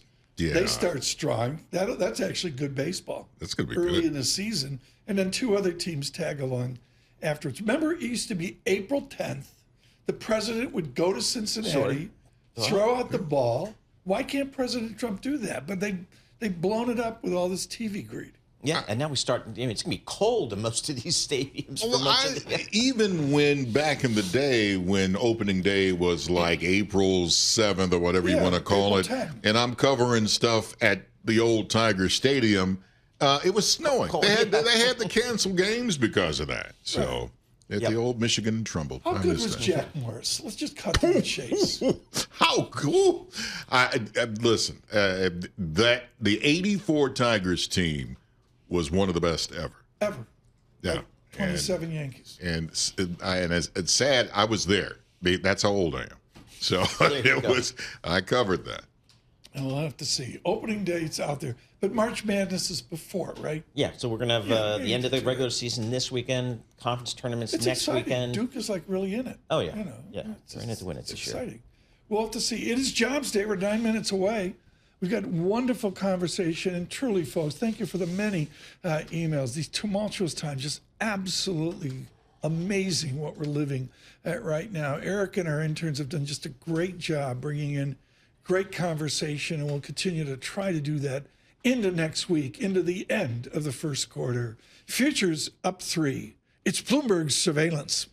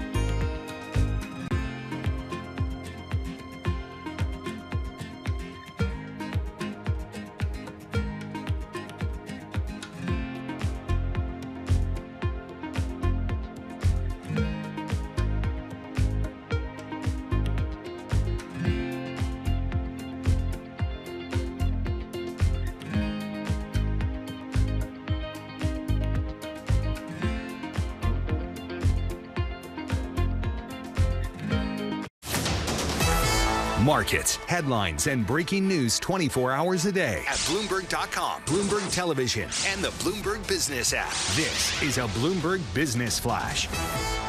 And this Bloomberg Business Flash brought to you by Oracle. Attention growing businesses. Oracle offering to cut your current cloud bill in half if you move to Oracle Cloud Infrastructure. For new U.S. customers with minimum financial commitment, offer ends March 31st. See if your company qualifies at oracle.com/Bloomberg. All right, we are about 5 minutes away from jobs data. Economists, they do expect that they added about 160,000 jobs in February in the U.S., so ahead of it. Right now, NASDAQ futures up 0.1%. Little movement in S&P futures and and Dow futures. We have the 2-year yield, 3.93%, down 2 basis points. And the yield on the 10-year, 4.24%. That's down 3 basis points.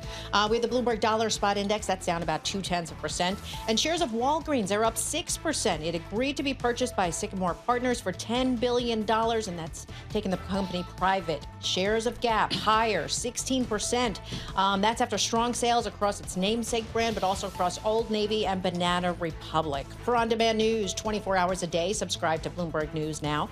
Wherever you get your podcasts, I'm Lisa Mateo. That is a Bloomberg Business Flash. Paul and Tom. Lisa, thanks so much. Campmany, Patterson, Zentner will be with us, but right now Claudia Sahm joins us, chief economist at New Century Advisors, her PhD at Michigan, with the giant of inflation analysis, Matthew D. Shapiro. Claudia, I got to get this out of the way before we go to jobs. You are a claim for the Sahm rule. There seems to be a bet of slowing GDP. Are you in any way on a recession, not an NBER recession, but are you with the Sahm rule in any way looking at a new analysis of slowdown? So absolutely looking at the labor market, any signs of slowdown. We are not at a place where we're close to kind of that historical trigger for the Sahm rule. I mean, we would need to, see the unemployment rate probably rise this year up to 4.5% before we start to get kind of in that danger zone. But of course, there are certain, sectors looking at something like the government sector, we could see a contraction there, and it doesn't necessarily have to show up as a national contraction. So there's a lot to watch in the labor market in terms of things slowing down. So Ben Bernanke would call the chart a hockey stick. We got a hockey stick in government employment. When you were at the Fed years ago, probably you'd be canned by right now. But Claudia, can government job dynamics move the unemployment rate or start the vector 4, 4.1, 4.2, 4.3? So anything's possible, but we have to keep the scale in mind. The government sector is less, the civilian federal workforce is less than 2% of total workforce.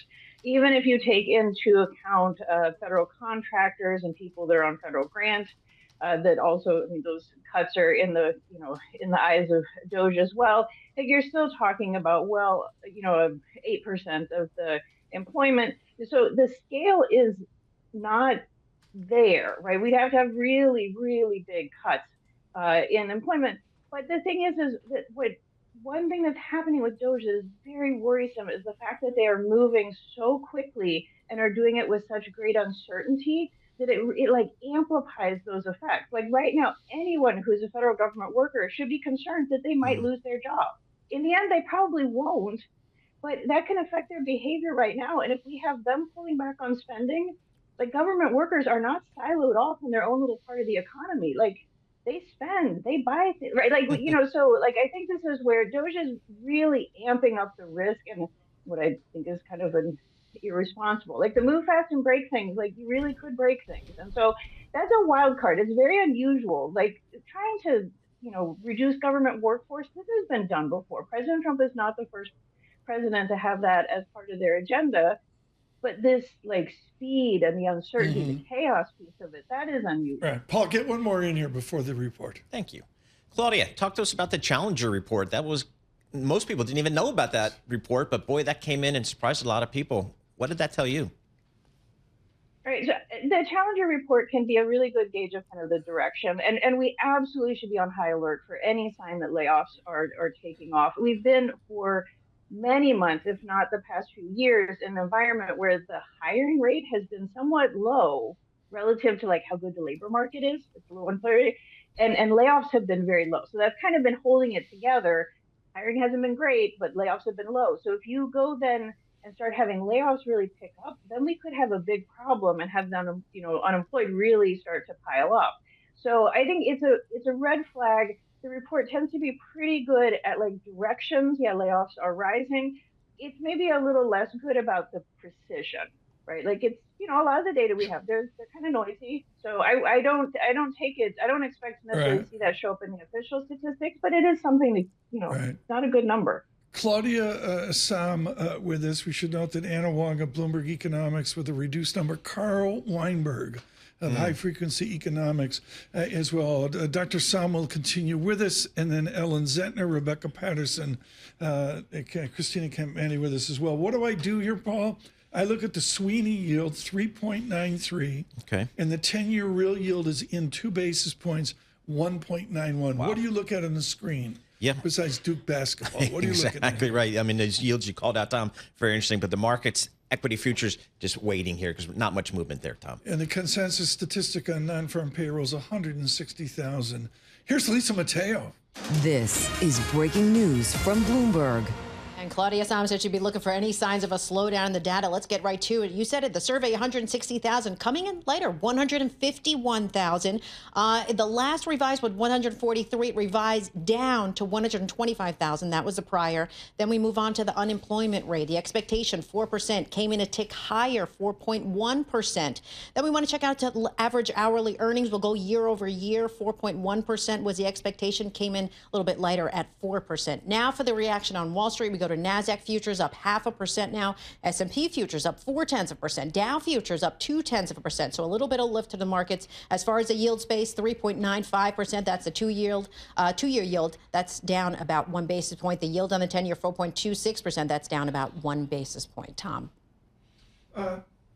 Lisa, thanks so much. I had the HP12C out, Paul. You did? I was doing a 2-month moving average to impress Claudia Sahm. Claudia, with revision, I got 2 months, and we'll get much more later, of 138,000 60-day run rate. Is that a buoyant job economy? I'm not sure I'd use the word buoyant, but these numbers at a first look are, they're solid. They're showing the difference between 150,000 and 160,000 on the month is not let's be real about the statistical precision of what we're doing here. But it's not, it's kind of at trend. We're treading water. The unemployment rate ticked up a tenth, but again, also staying very low. So I think this report we should see a lot as a baseline before we're headed into what has been a very chaotic period with tariffs and with the DOGE action. So, the better this was today, that's more resilience. So it's great. It's not great, but it's good. Well, I got a futures lifted on it, Paul. Yeah. Can we describe how unfair it is to Claudia Sahm and Helen Zentner to warble gaily here with the data coming out? The Greenspan statistic, Paul, the underemployment rate from 7.5% last month out to 8% this month. Yep. So that's just one tea leaf within the bucket of the ship of tea. Yeah, a little bit, again, on some of these revisions coming in lower from last month as well. I'm going to put that in context as well. Claudia, how do you think the Federal Reserve will look at this data print here today? I think so I don't see anything here that will change their near-term course. So they're not set up to be cutting interest rates. I don't, this doesn't, a really negative print might have, a really weak print might have kind of push some of, the growth issues might come up more quickly. I think this still puts them on, this puts them in their wait and see. This is not that far off of expectations. Right. This is a sustainable number. And we see it within the market with 10-year real yield lifting up, futures come up a bit. VIX is better behaved. Yep. Claudia Sahm, thank you so much. Please call us if the Sahm rule clicks in here anytime. 24/7 we'll take that call. Claudia Sahm with New Century Advisors. With us in the studio right now, we are honored to have one of the best students of the American consumer in American economics. Ellen Zentner joins from Morgan Stanley. Let me go to the wheelhouse, Ellen, before we get to the jobs day. Mm-hmm. With the absolute historic moment, including inflation, sea change in Japan, the Europe of yesterday. I can't imagine Morgan Stanley economics in the last 24 hours. Is there a resilience to the American consumer? There's a resilience depending on what income group you're in. And the thing that I'm concerned about is that we've had all our eggs in one basket for some time now with the wealthy propping up aggregate spending in the U.S. And with tariffs coming on goods, it's going to disproportionately hit lower income groups, create that continued drag on them. The wealthy groups probably won't be there to pick up the slack in good spending. We're spending on services, right? And services aren't where tariffs are hitting. So in 2025, I know one of the themes, and you guys think about the big themes out there that could be moving the market, and we did not see it necessarily in this jobs data, but if you're going to have tariffs, potentially a negative impact on growth, economic growth, maybe a impact on inflation moving higher.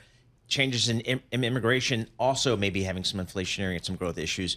When do you think we'll start to see that in the data? Is that a second half of 25 issue? Yes, I think depending on, which I don't know what's going to happen from day to day, hour to hour, minute to minute. Exactly. But depending on when tariffs are put in place, and we know already they're coming through from China.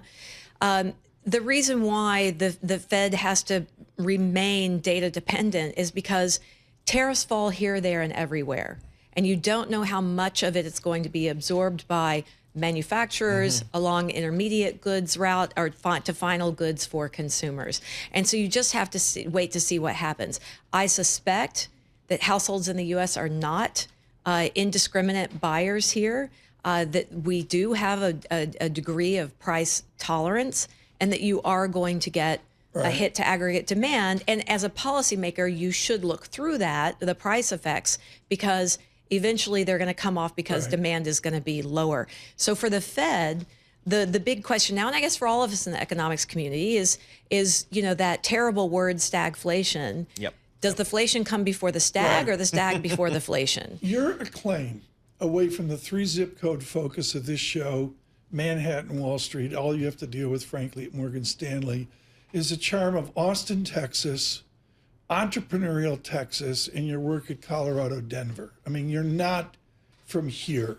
Can the rest of America withstand this tariff discussion? Do you look at America as one whole within the cacophony now, or are we separate, resilient, and discrete from the political fire and heat? No, I think that tariffs are something that hit very broadly.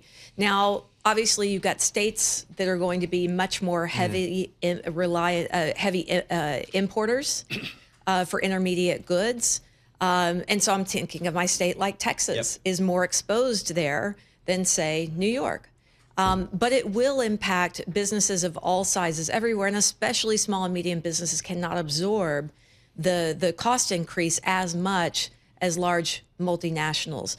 Look at the New York Fed survey that came out earlier this week and noted that businesses in its region across services and manufacturing were expecting cost increases.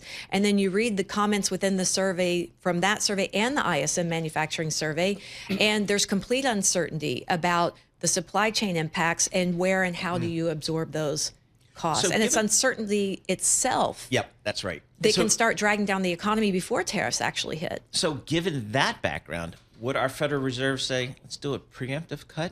No. No, okay. Absolutely not. So they're going to wait to see the hard data.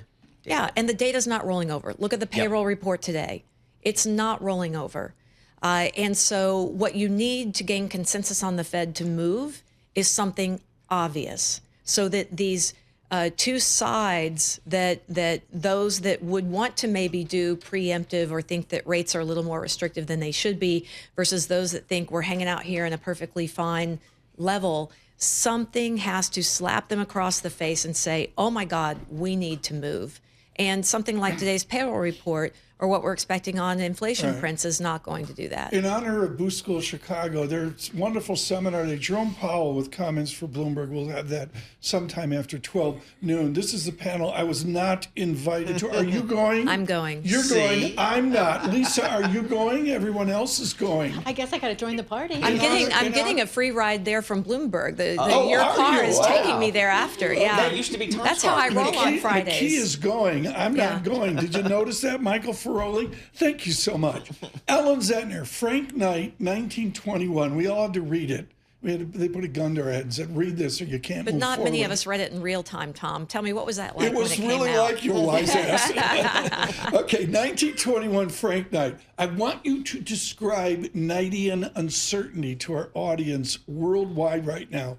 It's not like risk. It's not like Las Vegas, is it? No, it's very, it can be very pervasive if it's sustained. Now, in the 20s, and on through, say, the 70s, right? Uncertainty would be reflected in sentiment, but and it told you exactly what businesses and households were going to do. And I'm talking specifically about University of Michigan, the rise of the sentiment surveys in the 1950s onward.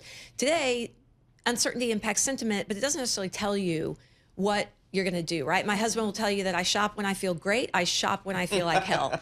Okay, but if it is sustained at high levels, it will start to permeate business investment decisions, household spending decisions when people can't plan. And I'm looking at the Trade Policy Uncertainty Index, which has gone through the roof, and it has surpassed the previous record set in August of 2019. And that is what you're seeing in these surveys. And businesses are saying, I can't do this. So we got to use the surveillance sentiment indicator. Are you going to be at Fendi Friday afternoon?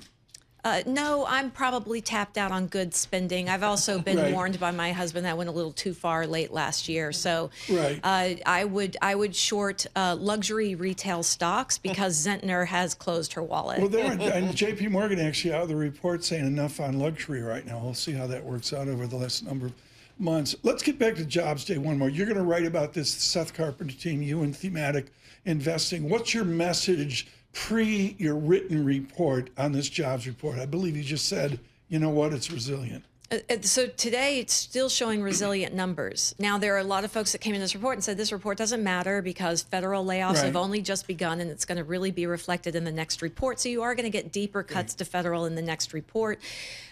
We saw a drop in participation and still the unemployment rate went up.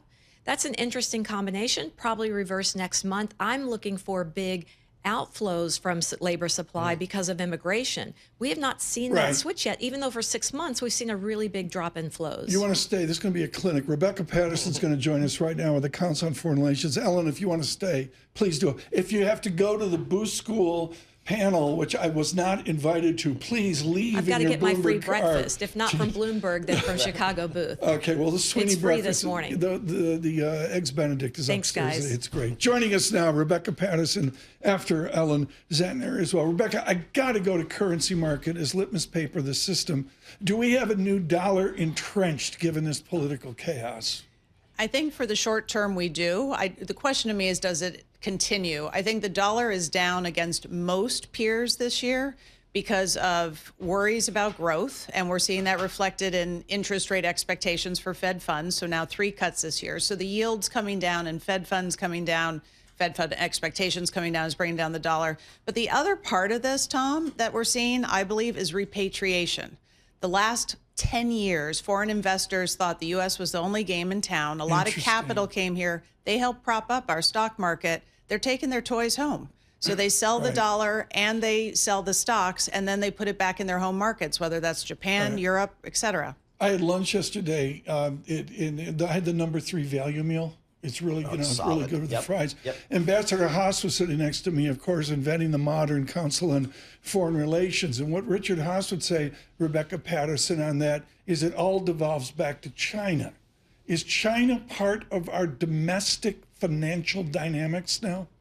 It has been for decades. I mean, about 16% of our imports come from China. So if China is continuing to cut prices to make its good more attractive in foreign countries like the United States, we're going to import that deflation to a degree. Yes. And then right now, and this is a really interesting topic, not to get too far away from jobs, but we are going to see lower, well, here's the trick. Do we continue to see lower import prices with the tariffs? We had been. Over last year, import prices, we had deflation in them. That should change now, right? But not necessarily from China per se. And then we have lower oil prices that deal with Saudi to get OPEC to increase supply. Oil prices are down almost 10% year to date, although I think they're up a little this morning. But then on the other side of things, as Ellen was just pointing out, if we start seeing immigration turn negative, the labor market's tightening, that's going to be an underlying support to wages. So we have these cross currents going on, and I think it's going to make the inflation picture muddy. And to me, that's still the main priority for the Fed. And I think we'll hear that come through from Chairman Powell today. Treasury Secretary Scott Bessent is making the rounds of media and various and he's talking about how he likes lower yields. We're getting yields I'm not sure this is how he wants these yields to go down, but we are getting them lower, I guess. It's interesting. And, I respect anyone in public service, and especially to take a job as difficult as that. But on one hand, you're hearing Bessent say, well, the economy isn't ours yet. We need 6 months, 12 months before our policies are reflected. And at the same time, he's doing a victory lap on lower yields. Well, you own it or you don't. But the lower yields, to your point, I think are coming primarily because of worries over growth, not happiness over deregulation and inflation. Stay with us after the jobs report on your commute across the nation. Good morning to the West Coast. Waking up on YouTube, subscribe to Bloomberg Podcasts. It's where Rebecca Patterson watches us. She's with us with the Council on Foreign Relations. And Paul, all I got to say is I got a lift in the market, but then it fades. The VIX 25 into 24.27. Anything as good as a Sweeney yield in 4 basis points. I mean, can I say it's a jumble? I mean, it's not newsmaking, but that's sort of what we got today. No, we've kind of lost a little bit of that lift off of it. So I guess, Rebecca, for better or worse, we're left to an economic policy that's driven in large part by sound bites as it relates to tariffs. How do you kind of frame out the whole tariff discussion for clients? Because it shifts every single day. Yeah, I mean, and you all talk about this so well and thoughtfully, but the key word is uncertainty. Right? We have a tariff, we get exemptions, we have a pause, it's still coming. April 2nd, the shoe will drop, you know, and so the fact that we don't have clarity on where this is going by direction, I think we do. Tariffs are coming, but how much, how fast, how big? And that causes consumers to get nervous, and they're pulling money out of stocks, and it gets businesses nervous, and that goes against this whole idea of Trump's relaunching of animal spirits. Which was real, I think, after the election for a number of weeks. Yes, it felt real. People thought we were going to have deregulation. It was going to help M&A and IPOs, and that would support the stock market and the economy. And I think that is all still possible. But right now, that's on the back burner, and the front burner is trade policy and deportation and what all that means. The Budget Lab at Yale has, after the gyrations, a depression of negative 0.4% on the GDP number. I calculate that as a 16% hit to real GDP. Within the dynamic of that real GDP, somehow depressed, we don't know, and the mystery of inflation for business people out there, like you sitting on the desk at JPMorgan years ago, do you just assume a dampened nominal GDP? I think we have to assume a more moderate nominal GDP number this year. Absolutely. How did Jerome Powell address that? He won't address that at the Booth School, Chicago, where I was not invited today. No. Just in case you didn't hear that. Yes, exactly. But what does the chairman of the Fed do with a new set of nominal GDP dampened? You know, I think after the payrolls today and the recent data and the recent tariffs, he's going to just continue to say we're data dependent. We're watching. Right now, most of the impact from the policy uncertainty is coming through consumer and business sentiment. It's quote unquote soft data. We didn't see it really in payrolls today. We haven't seen it much in hard data. To the degree the coming months see the hard data, then growth becomes a bigger concern for the Fed. But right now, again, as Ellen and your other guests have said, to date, the real economy, the consumer, businesses have been resilient. Q4 earnings were very strong. So it's the question of, does the past continue? And I think increasingly the market's telling us they are nervous that it won't. Do you expect growth to materially? Do you expect to see reports coming off the sell side on Wall Street? We're cutting our economic outlook. We're cutting our economic outlook. Our GDP call for 25, for 26. I haven't seen that much yet. I've seen a few. JPMorgan, I know, has already cut its U.S. GDP forecast twice since the beginning of the year. I haven't checked every other bank, but I would assume there's similar trends underway at most shops. So it is a softer environment that's getting priced in. And it's important to remember that soft growth does not mean necessarily bad equity returns. You can have decent equity returns with moderate growth. You don't have to have booming growth. It's different types of companies that perform well, but we shouldn't panic. Yep. It's CFR Mario Ferragamo writing it up on fentanyl, Canada, Mexico. It's maybe outside your remit. What are you learning from the Council on Foreign Relations on the politics of the moment? What are you leaning over and reading a second time? Well, the politics drives the policy, and the policy will then influence the financial markets and economy. and then the feedback loop goes the other way, right? What happens in markets, as we're hearing from Bessent about yields, then will affect the policy. When you mentioned Canada, Mexico, those politics, I do believe the administration appreciates the magnitude of hurt that could come to the United States from large prolonged tariffs on Canada and Mexico. And I think that's why we did see major exemptions and the pause. But I don't think we're going to get them back to zero anytime soon. The challenge is that we don't have the fiscal room this time to bail out industries. In 2018, the United States gave unprecedented subsidies to the U.S. farmers. We don't. Where are we going to get the money this time? From the new Bitcoin reserve? Okay, you can stay with us because the Bond Girl just showed up. Kristina Bond Campmany Girl, with us excellent. is right now. Rebecca's clueless. I'm clueless. Paul's clueless. What is it? Paul mentioned it earlier. It was brilliant. Is there a new vector to lower yields, or is it transient? Look, I think it's still transient, and I think we're range bound, and I think you guys have talked about it this morning, and there is so much uncertainty. The one certainty we have is uncertainty going forward, and there's so many push and pulls of all of these policies, and we've gotten a lot more delivery of some of the growth negative policies so far, and inflationary policies and immigration, and we're really lacking still on deregulation. And I think your point on the fiscal support in 2018, we're talking about fiscal cuts now. So we don't have that cushion when we talk about supporting growth with all of these other pullbacks. And I think the market's patience on kind of the positive boost from dereg is waning thin at this point. And you look at the bond market on a global basis, and there's changes in Europe. Yeah, significant. It's been a massive, unbelievable. Tom and I were talking. It's generational. Some of the things we've seen coming out of announcements out of Germany and so forth. So does that shift maybe your focus away from the U.S. to Europe? Yeah. So I think that there's a few things. So we're finally, we've been talking for a decade, maybe more, about really getting a step up in spending in Europe, certainly from Germany, and the willingness to have kind of fiscal support there. And even from the start of the Ukraine conflict, there was an expectation that you'd have more defense spending, and we haven't seen it. So I think it is really a meaningful thing, and you've seen yields in Europe reprice almost 50 basis points. I think there's some opportunities there.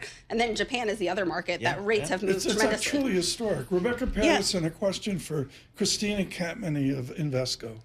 Yeah, so when I think about Europe stepping up spending and this huge move relatively that we've seen in the bond yields there, Germany can afford it. They still have relatively low debt to GDP ratios, relatively small deficits.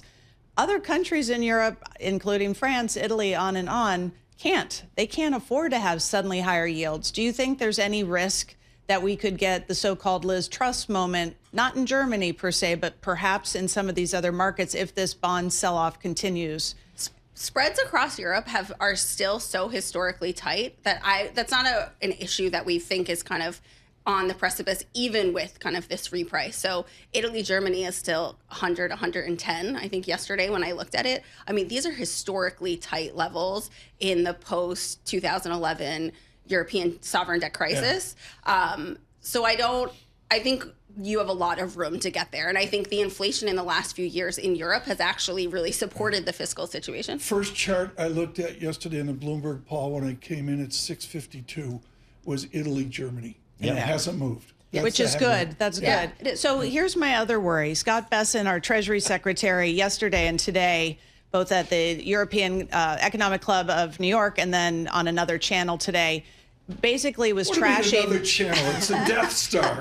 Well, he's been on Bloomberg a lot. So, thank you. Yes, a lot. Okay, but he was on the Death Star and he made some amazing headlines. Continue. So thank you. He's trashing the CBO, right? So this is the entity that scores our budget proposals, tells us what the deficit's going to do. It increasingly feels like if they don't like the answer from the CBO, they're going to say it doesn't count and move on anyway. It's not market moving, but at the same time, it's putting into question our institutional processes. Do you think bond investors eventually care that we're ignoring the math? We certainly do care. And I think the dialogue for the last kind of number of years, as you've had all these pressures, have been why are yields not higher? Why are we not pricing in some of these fiscal risks? I think it takes the rest of the world some time to get there. But I think all of these policy changes and kind of the change in tone from the administration towards the rest of the world, I think is changing the world order and will have negative long-term repercussions of how the rest of the world interacts with the U.S. and thinks about it. I think there will be lasting effects. Paul, try to get a question in here. Well, Kristina, I just wanted to ask. I'm taking over. Are you dialing back your risk here to reflect the fact that we've kind of got a lot of uncertainty out there? Maybe we're not seeing it yet in the numbers, but it's out there. Look, I think that there's been a lot of uncertainty leading into the election and coming out of the election. It's shifted what it is, like where the uncertainty is coming from. We still think, and I think you guys touched on it earlier, a lot of what's changed the narrative in the last week and a half has been tier 2 data. Like we haven't seen a lot of weakness yet in the tier 1. What's tier 2 data? Meaning confidence measures, like not in CPI and headline, like the big numbers. So I think that there's still kind of, there's some disconnect there, and we've swung with the sentiment in the market has swung a lot more. So I think that there are opportunities, and it's a matter of with these, like when you have volatile reprices, where are now the opportunities? There's some opportunity maybe more to own front-end European duration rather than the U.S. with how much we've repriced. Rebecca, is there a concern out there? Should we be concerned that given some of the uncertainty that seems to be building in this country, that may impact our ability to finance our deficit, finance our debt? I mean, we keep having these auctions and the people keep showing up. The people tell me don't worry about the debt until they stop buying our treasuries. That's the smartest question I've heard this week. The bottom line is, for our lives, everybody showed up at the margin to buy our full faith and credit. Rebecca, is that at risk? I think longer term, there's a risk that we see less demand and not enough demand to meet what will have to be increasing supply. So I think that the bias of risk is toward a repricing, a new range for the 10-year yield, which at the end of the day is the cost of capital for all of us and everyone listening to this show. Final question, Kristina Campmany, just really important. Then how does Invesco see full faith and credit repricing given this turmoil? Look, I think we've talked about it many times over the last kind of 6 months is you have to have term premium in the market. Like you still have a very flat treasury curve and there needs to be a repricing. So we've talked about 425, 475 range in 10s. We're sitting at or below kind of the sentiment has pushed us to those levels. Yep. We need to reprice the long end higher. And it's not a Liz Truss moment. It's not we need to be at 6% 10 years, but we do over time need to price that. This has been wonderful. Yeah, we can do this again. I think all-star every lineup. Jobs Day, get them in here. And, on a Friday. We're enjoying it. We're having fun. Campmany drove the market lower. We have red on the screen because of Invesco. Yeah, you push it. The yields on the 10-year are down now 6 basis points here to 4.21 on the 10-year. Maybe the mortgage rate's coming down. Where is it now? It's under 7, right? It's under 7, yeah. High 6s. Yeah. What does Invesco say? Housing market get going? What's the mortgage? We're going to quickly here. What's housing look like? Look, I think housing has a big supply shortage still, which is an issue. But like we actually think that owning mortgages as an asset provides a lot of value because it's inherently a short vol product, and there's a lot of noise. And I think at the end of the day, the Fed right now policy is on hold, and the Fed is sitting trying to wait through all of this noise to see what is the real economic impact. There's so many push and pulls of policy. Lisa Mateo's out looking this weekend. Rebecca Patterson, the Counsel on Foreign Relations. Kristina Campmany of Invesco, thank you so much. And our thanks as well to Ellen Zentner, Claudia Sahm, Cam Dawson, a terrific hour here. We thank all of you out on YouTube. Subscribe to Bloomberg Podcasts, and of course, on your commute across the nation. Good morning, 99.1 FM, Washington, 92.9 in Boston. Bloomberg Surveillance, our economic indicators in this Jobs Day, brought to you by Commonwealth. Join over 2,000 independent financial advisors. They are taking control of their growth with advisor-centric support and future-ready technologies. Grow on your own terms with a partner dedicated to your success. Go to commonwealth.com to learn how. What an hour, Paul. Amazing there. That was, I was just... What was your insight you took away from that? Well, it's just, we're not seeing it yet in the data. Some of the uncertainty that has been weighing on this market over the last several weeks, whether it be trade or whether it be geopolitics, we are not yet seeing it in the data. yet. I totally agree with that. Anna Wine, that's the first question to her coming up here. Exactly right. So, okay, the Silhouettes, Get a Job. It's an ancient song for the only one in the studio who's ancient. Good morning.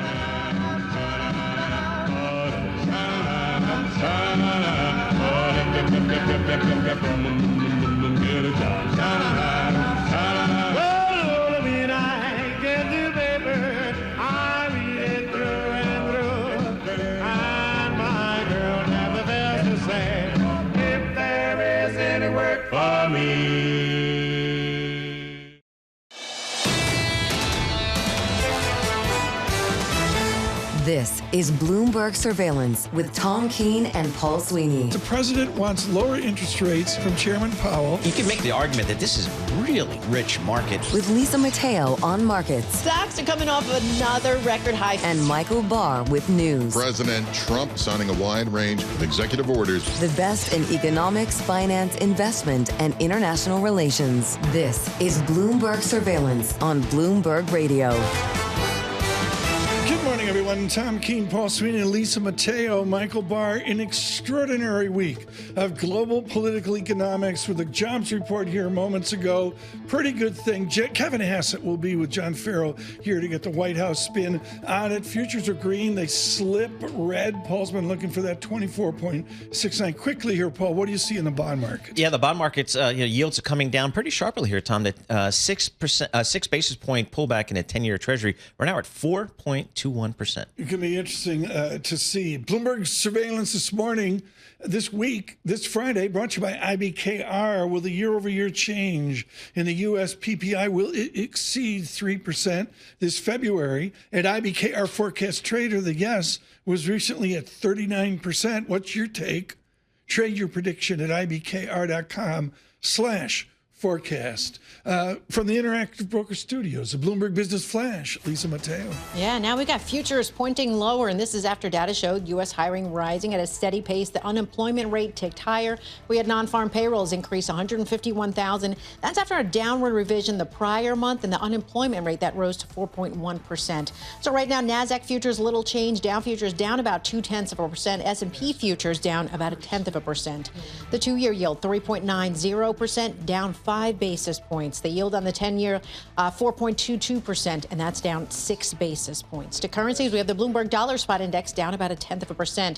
We do have chip stocks. Say that 3 times fast. They're rebounding. Broadcom up 8%. AI growth kind of fueled an upbeat forecast. NVIDIA up 1%. And we have ASML. Their ADRs up 2%. The opposite over the Hewlett-Packard, though. Shares down 16% after its outlook trailed estimates. And in other news, the companies that make White Claw, Pabst Blue Ribbon, well, it's considering a lender takeover. Sources say City Brewing, it's in talks with creditors. That is your Bloomberg Business Flash. Paul and Tom. Paul Sweeney, lead banker on that. Yes, exactly. I'm on top of it. Right now. One of the most beautiful, successful buildings in Washington, and we all know our favorite monuments, the Lincoln Memorial and that, is the Canadian Embassy. Really? It is sometimes in modern architecture, they get it right. Canada has gotten it right with Kirsten Hillman, their ambassador to the United States. And that's an important conversation for Margaret Brennan on Face the Nation this Sunday. Margaret, I can't imagine the 14-hour Zoom call you and your team have had trying to get to Sunday. What do you discuss with Kirsten Hillman within the cacophony of our politics? Oh, so much on the 1 month reprieve on auto parts and things in the free trade deal known as USMCA. But then you hear the Ontario Premier saying, nope, retaliatory tariffs staying in place because you can't mess with us like this. I want to sort this out because it seems like the tension is escalating and it's confusing. And by the way, markets, diplomats, and lawmakers are wrong when they keep assuming what President Trump says isn't true. He believes in tariffs, period. Well, you've been talking all week with the administration about this. What Paul and I have noticed is, and particularly with Commerce Secretary Lutnick, we act, then oops, never mind. It's like Gilda Radner's down there running our politics. Margaret Brennan, is this a new habit that we need to get used to with the Trump administration? Oh, never mind. Yes. Yeah. Basically, it keeps us all busy on the reporting front. But yes, it seems there's a lot of movement, a lot of activity, and there's not always a strategy. Sometimes figuring out, who is actually we went through this exercise in the first Trump administration. We're seeing it on steroids in the second, where there's a flurry of activity and you're still trying to suss out, okay, this person has the job title, but do they have the power? When the president says it, is this what he meant? Or do I listen to the cabinet secretary who runs that portfolio, right? Like Howard Lutnick on tariffs. It's this, it's a different type of analysis that you have to do, both as a reporter and, as I imagine, as a trader, trying to figure out which statement is the one to believe. Margaret, are you surprised that maybe we haven't seen more response either for or against from Congress? We know that the tariffs are the purview of the president, but we haven't heard much from Congress. We haven't heard much from Congress, period, evergreen statement since January 20th.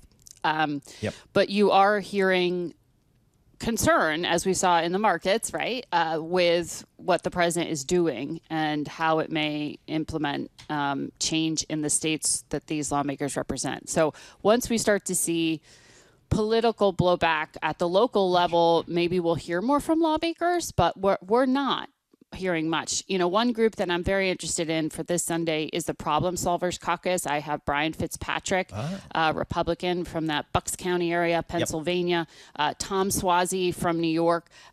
They are people who are in the middle of their parties and trying to reach across and work with each other. I like to hear from people who are trying to get Congress to work and to move and to legislate. And we're going to talk to them about this congressional funding showdown and possible shutdown, as well as funding for Ukraine and border issues. So you're going to sit there with the Secretary of Homeland Security, and you're going to say, Governor Noem, you have 260,000 employees. How many will get a 4th of July paycheck? I mean, that's the heart of the matter, Margaret. Is we're moving bodies out. Can I dare say these people actually do stuff, that they're not lazy, useless people? Well, we're going through this exercise now of Elon Musk being pulled back a bit by the president, and the president saying, the people who run the agencies should have a say in what happens at the agencies they are at the helm of. So you're seeing a little bit of tension clearly here, and there's lack of clarity, of course, not just because of the ongoing lawsuits affecting many of these agencies, but that bigger question of, can the president do some of these things without consent from Congress? All of this testing of the institutions that we are seeing in real time. And for those on Bloomberg that didn't see this, in the last 8 hours, 10 hours zeitgeist, the president saying to the cabinet officers, including Governor Noem, now head of Homeland Security with Margaret this Sunday, is you guys are really doing this, not Mr. Musk. Exactly. Margaret, I want to go right into your wheelhouse, foreign affairs. That is still front and center. It looks like the president would like to see something done in Ukraine sooner rather than later. Where are we on that whole process, do you think? Oh, good question. I know that there are plans underway for a meeting in Saudi Arabia Tuesday or Wednesday. In Jeddah, Saudi Arabia is what my sources are telling me, between U.S. and Ukrainian officials. Now, exactly who's at that table, unclear. When I spoke to Keith Kellogg, the envoy to Ukraine yesterday, he indicated Secretary Rubio was most likely the diplomatic protocol person to sign off on a deal. But it's still unclear if you get this economic and minerals agreement, which, by the way, on Sunday, the Treasury Secretary told me was off the table. Then does that lead to peace talks, or what does this mean exactly? Keith Kellogg was very sharp in his comments yesterday and said that this cutoff in intelligence, this cutoff in military equipment is a pause, but he couldn't say what would unpause it, what would turn it back on. We're going to stop the show now with Margaret Brennan, folks, and this is really, really important. Margaret, no one's listening. You won't get in trouble. I read General Kellogg's entire biography. Folks, let's begin with it. The decorated Vietnam veteran is 80 years old. I don't think people know that. His public service is extraordinary to the nation. I'll editorialize, Margaret, so you don't get in trouble. Secretary Rubio's got deer in the headlights. So give us the dynamic right now of Rubio and Kellogg with the Oval Office. Well, and then you've got the other envoy, Steve Witkoff, adding to that interesting triangulation here. It is hard to suss out, and that's what I'm saying with this administration, suss out who is running what. When I was asking Keith Kellogg yesterday, what's the dynamic, he said he has an office on the 7th floor of the State Department. Steve Witkoff's on the 5th floor. They both have offices at the White House. Rubio said run in parallel.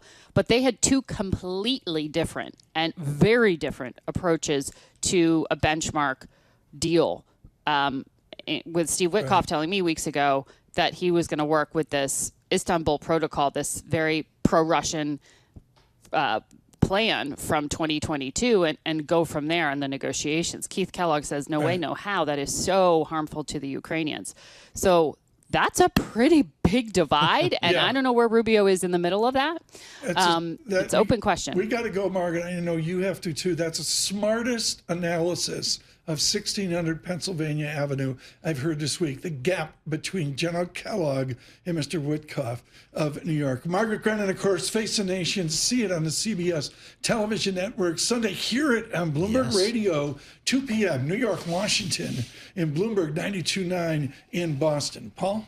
Tom, stocks have kind of rolled over here. Futures minus 20 on the S&P, minus 180 on the Dow, and minus 40 on the NASDAQ. Let's get to it. Gina Martin Adams, Chief U.S. Market Strategist for Bloomberg Intelligence, joins us here. Gina, it just seems like, we've got the S&P kind of 7%-ish off of its recent high. A lot of this uncertainty really weighing on the market. What kind of conversations are you having with clients these days about how to navigate these times? Yeah, it varies, frankly, Paul. It's a lot of confusion, a lot of on again, off again. Tariffs have been a big source of discussion for the last month or so. Now we're starting to talk about weakness in the job market that is emerging, not only because of layoffs at the federal level with respect to DOGE, but also because of public sector layoffs. So this week we had two pretty negative employment reports, even though the official payroll report today was somewhat benign. Earlier this week, we got news from ISM manufacturers that their employment prospects are now in contraction. Then we got layoffs announced by the Challenger team that are the highest levels we've seen in a single month since back in the pandemic. So very clearly there is some budding weakness in the economy. But it's coming in small waves and not necessarily in all of the reports at once. And so investors are trying to weigh that out. The other thing that's happening is a non-economic discussion, and that is suddenly tech has competition, right? So earlier in January, we got the news from DeepSeek. Then this week, we got news from Alibaba that there are competitors emerging in China in the race for AI technology implementation, and that is creating waves in the market as well. Gina, here's what we're going to do. Please stay around if you can. I don't know what your day plan is here for Friday morning, but we'd love for you to stay around. Gina Martin Adams with the equity markets. And now we're going to go. This is our John Farrell, I believe, in conversation with the gentleman from the White House, Kevin Hassett. He is a PhD from Pennsylvania. He is acclaimed for an optimistic call on the American economy and on the American stock market.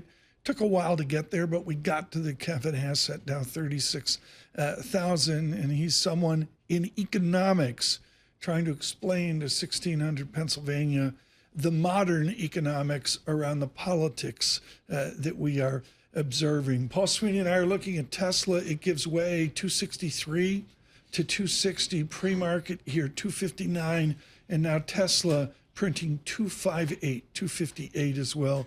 Just one stock to watch this morning. Futures negative 23. We have reversed from green in the screen to fractionally green, and now a weight to the tape with a 0.4% SPX future into the opening. The NASDAQ down 0.3%. The VIX is now extended out to the Sweeney mark. Sweeney doesn't look at the 30 Lehman Brothers. You know, it's 25 is enough. 25 gets your attention. 25.08, and we are looking at yields, and they do come in. The 2-year yield, wow, 6 basis points, a deterioration in the market. Here are John Farrow with Kevin Hassett. Live from New York City for our audience worldwide on TV and radio, I'm Jonathan Farrow. Joining us now, I'm very pleased to say, is the National Economic Council Director, Kevin Hassett, following the jobs report earlier on this morning. Kevin, welcome to the programme, sir. It's always great to get your thoughts. I just want to take a beat and take a big step back and just think about where we are and the moment we're in. This is what we've heard from the administration over the past few days. The president has said there will be a little short-term interruption. The Treasury Secretary, Scott Bessent, spoke this morning and said there's going to be a detox period. You said last month the jobs market was worse than markets thought. What exactly are you, together with other officials and the president, this administration, what are you preparing us for? Oh, we're preparing you for news like today, the great jobs report. I think one of the things that you see, if you look at it, is exactly the objectives of the Trump administration, and the fact that even though we got a lot of work to do, we got to pass the tax cuts and get this deregulation train rolling, is that we're going to be reducing government employment and reducing government spending and increasing manufacturing employment. And as you can see in the jobs report today, you're already seeing a pivot in that direction that's a huge one. And so last year, 111,000 manufacturing jobs were destroyed by the Biden administration's policies. And in this month alone, in February, we got 10,000 manufacturing jobs and 9,000 auto jobs. And as you know, those auto jobs are, here, they're going to be paid well, and they're here for a good long time. And that's really just sort of a down payment on the Trump policies that are going to skyrocket into a golden age as soon as we get the tax cuts passed. So, Kevin, I hope you're right, but what I've heard over the last week or so regarding the economic data, when I spoke to the Commerce Secretary, Howard Lutnick, Secretary Lutnick said that this was Biden data over the last month, that this was not Trump data. So if it's good, is it Trump data? And if it's bad, is it Biden data? How does this work? Let's go into the specifics. So what specifically has happened is President Trump has made a big effort, along with Elon Musk, to find workers that are unproductive and to get them off the payrolls. And so we see government spending going down. So is that a Trump effect? Yes.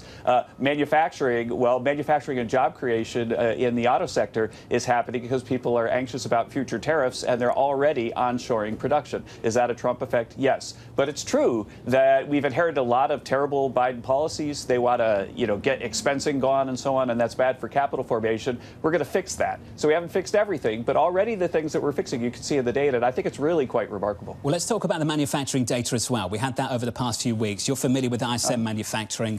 You're familiar, I'm sure, with the respondents in the surveys, and this is what they had to say. The uncertainty about tariffs keeps us cautious on spending. Customers are pausing on new orders as a result of uncertainty regarding tariffs. The incoming tariffs are causing our products to increase in price.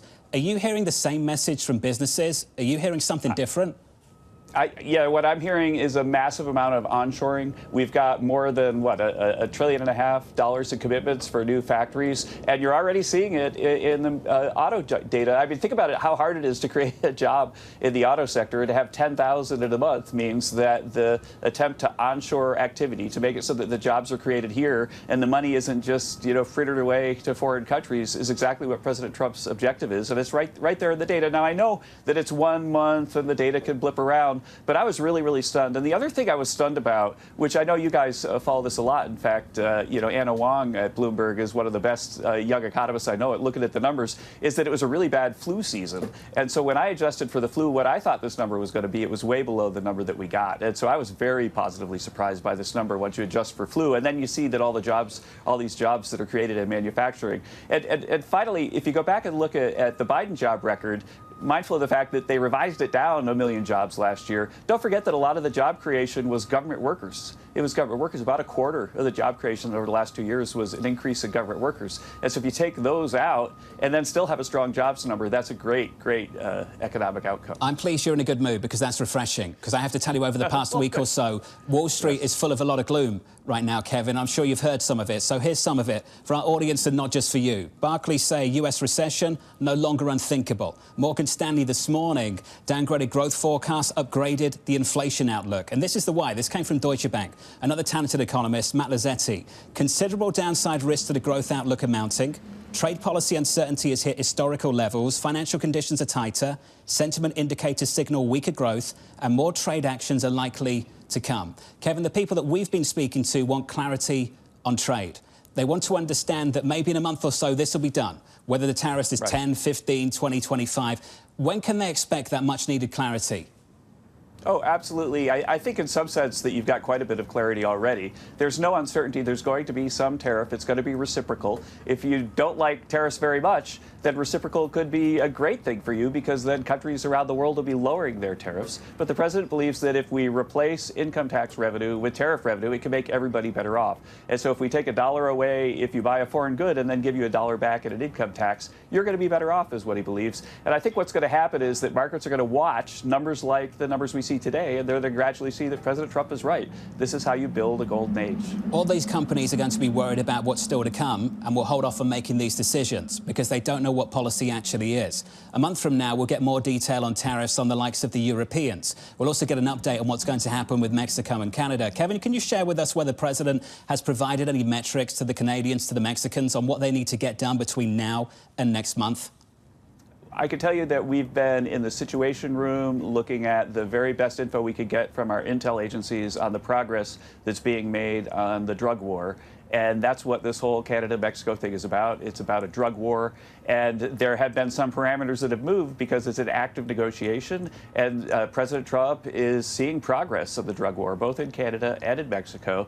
And he's, in the end, trying to save the tens of thousands of American lives with this drug war. And that's why he's adjusted when he's seen progress. But yeah, we've got people, satellites and everything, looking at where the fentanyl labs are.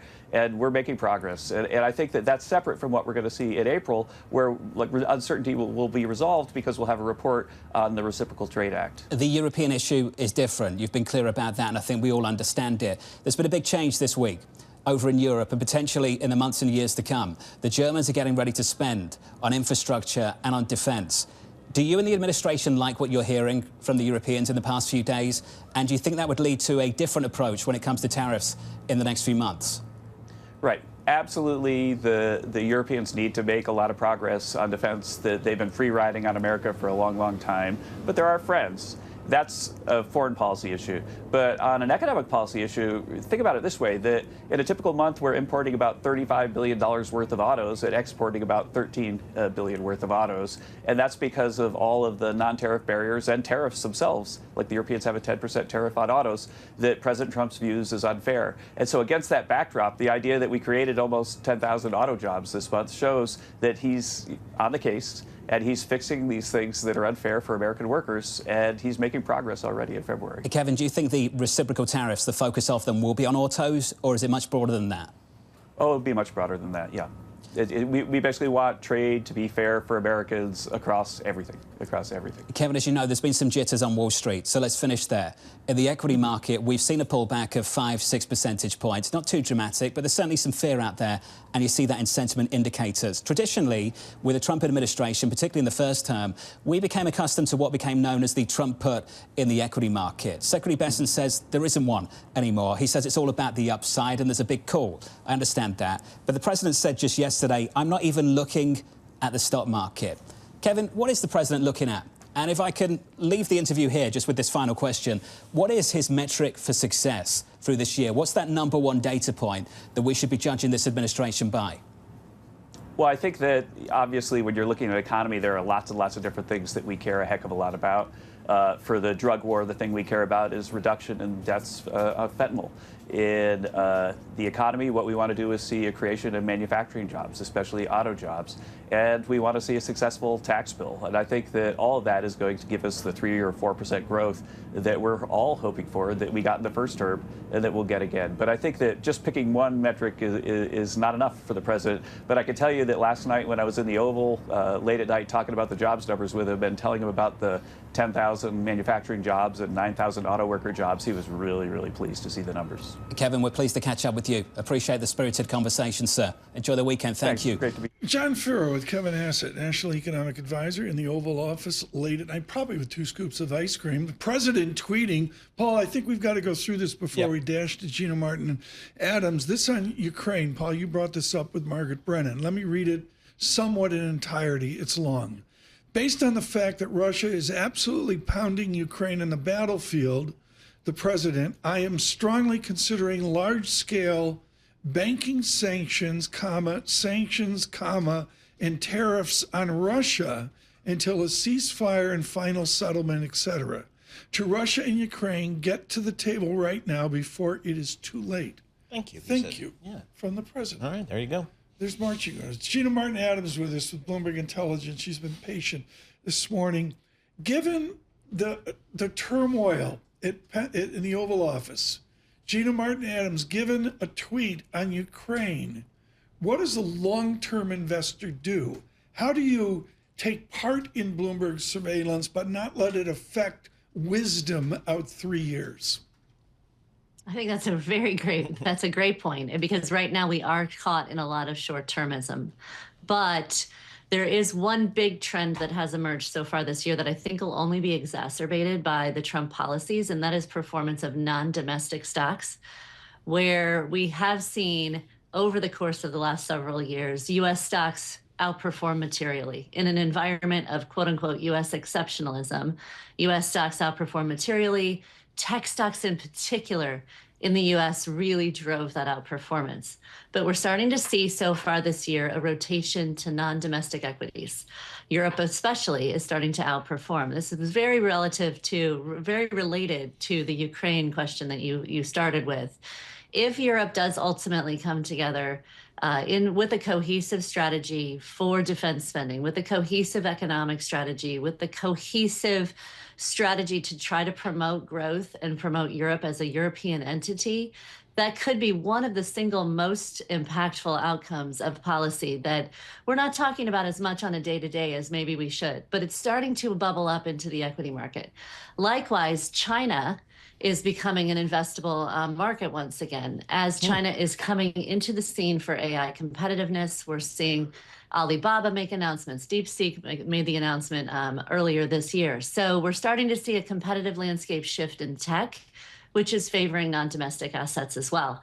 So probably the biggest question you want to ask yourself as a global investor is, should I be continually so overweighted toward the U.S., or should I be thinking about this new world order creating new opportunities in non-domestic equities? And our view is that non-domestic stocks have been the place to be so far in 2025.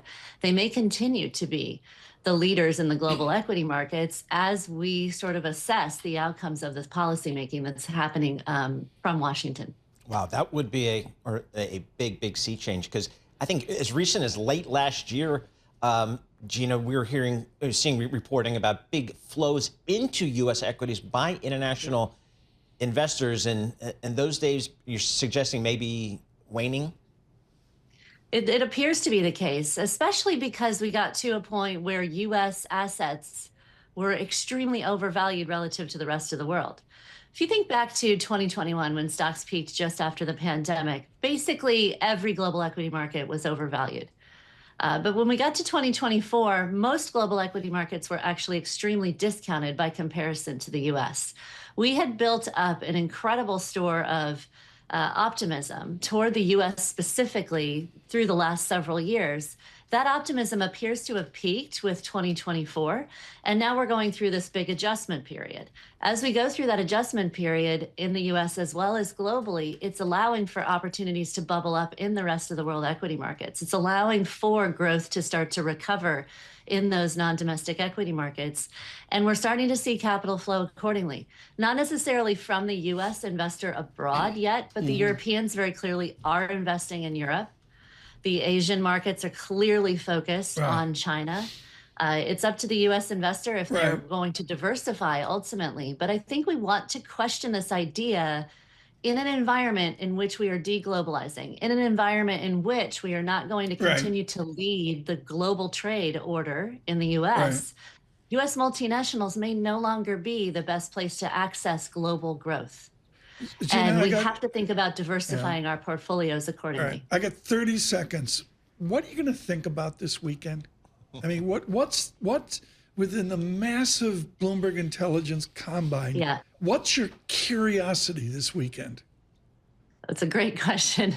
Hopefully not as much on tariffs, but I'll still be thinking about tariffs. I think we have to think about where these reciprocal tariffs are going to go. Interesting. And ultimately what that will mean for global trade. I do think we have to really spend a lot of time on Europe as well. You know, the news out of Germany this week was potentially game-changing. Where is Europe going to head with respect to defending the continent against what's happening with Russia and Ukraine? I think that Europe is going to be a big part of the conversation over the course of the year. This has been wonderful. Gina Martin Adams, and thank you so much for being patient, as we heard from the White House and Kevin Hassett. Gina Martin Adams driving all of our equity coverage. Did we ever, was it 2 or 3 days in a row? Yeah. It's all Gina Martin Adams all the time. I can do that every day. You know, we'll see her Monday. Futures, I mean, I have no idea what to make of the data check. I mean, futures negative 18. I have no idea how we'll open. The VIX was 25. It's in a little. Exactly. The Sweeney yield, it's in 3.90%. Yep. And the dollar is weaker. I mean, my head hurts. Let's open them up here. It's spinning. We need to open the market, Lisa Mateo. Yeah, we don't know. Is there some light at the end of the tunnel this pretty rough week?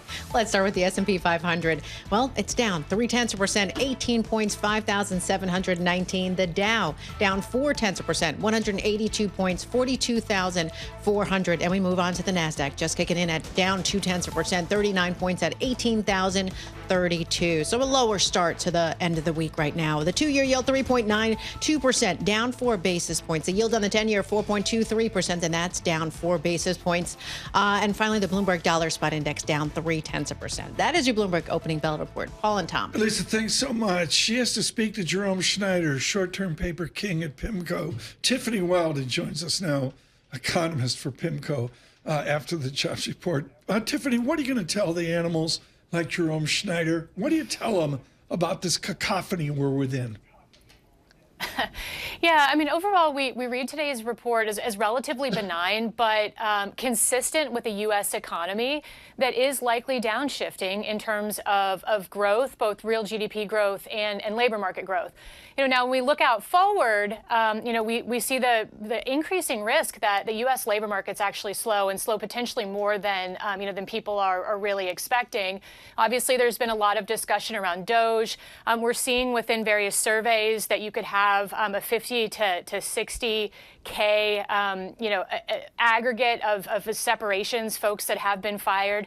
That could hit the report in March. And in addition to that, we think that immigration flows have been a very big contributor to the payroll gains that we've seen over the last several years. So now that those flows are slowing and stopping, we think that's going to contribute also, to a potentially meaningful slowing in the labor market. So put that all together here. We're not seeing any of that in the data yet. So do you expect the Federal Reserve to continue to kind of sit on the sidelines until they do see it in the data? Yeah, I mean, ultimately, I think the set of policy pivots, that we've seen from the Trump administration puts the Fed in a bit of a tricky spot because the economic effects of those are towards, somewhat slower growth in the near term, with the risk of a more material slowing. If you have business and consumer confidence that's deteriorating more notably, but at the same time, these policies are also, somewhat inflationary, at least in the near term. Obviously, tariffs are, kind of a price level adjustment, so they're a one-time, inflationary impulse, as economists say. But nevertheless, that will have to be within the calculus for the Fed. Ultimately, we think they will react if they believe inflation risks are above the risk of recession risks. So that will be the calculus for them. But of the ambiguity that's out there, do you tilt to inflation risk or growth slowdown, which gives us a lesser inflation? Yeah, I mean, I think at least for right now, I mean, it's all about, what's kind of priced into markets and initial conditions in that regard.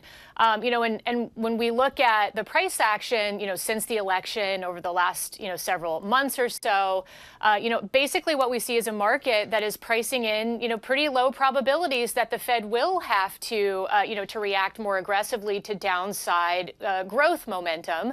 That's kind of changed and reversed more recently, but we think that, here the risk relative to market pricing is that you do get a growth scare, as a result of these policies, at least in the near term. Now, one caveat to that is, we've been arguing it's kind of like eat your vegetables first and have your dessert later. We're certainly getting a lot more, kind of more growth disruptive policy announcements here, trade, immigration, government efficiency.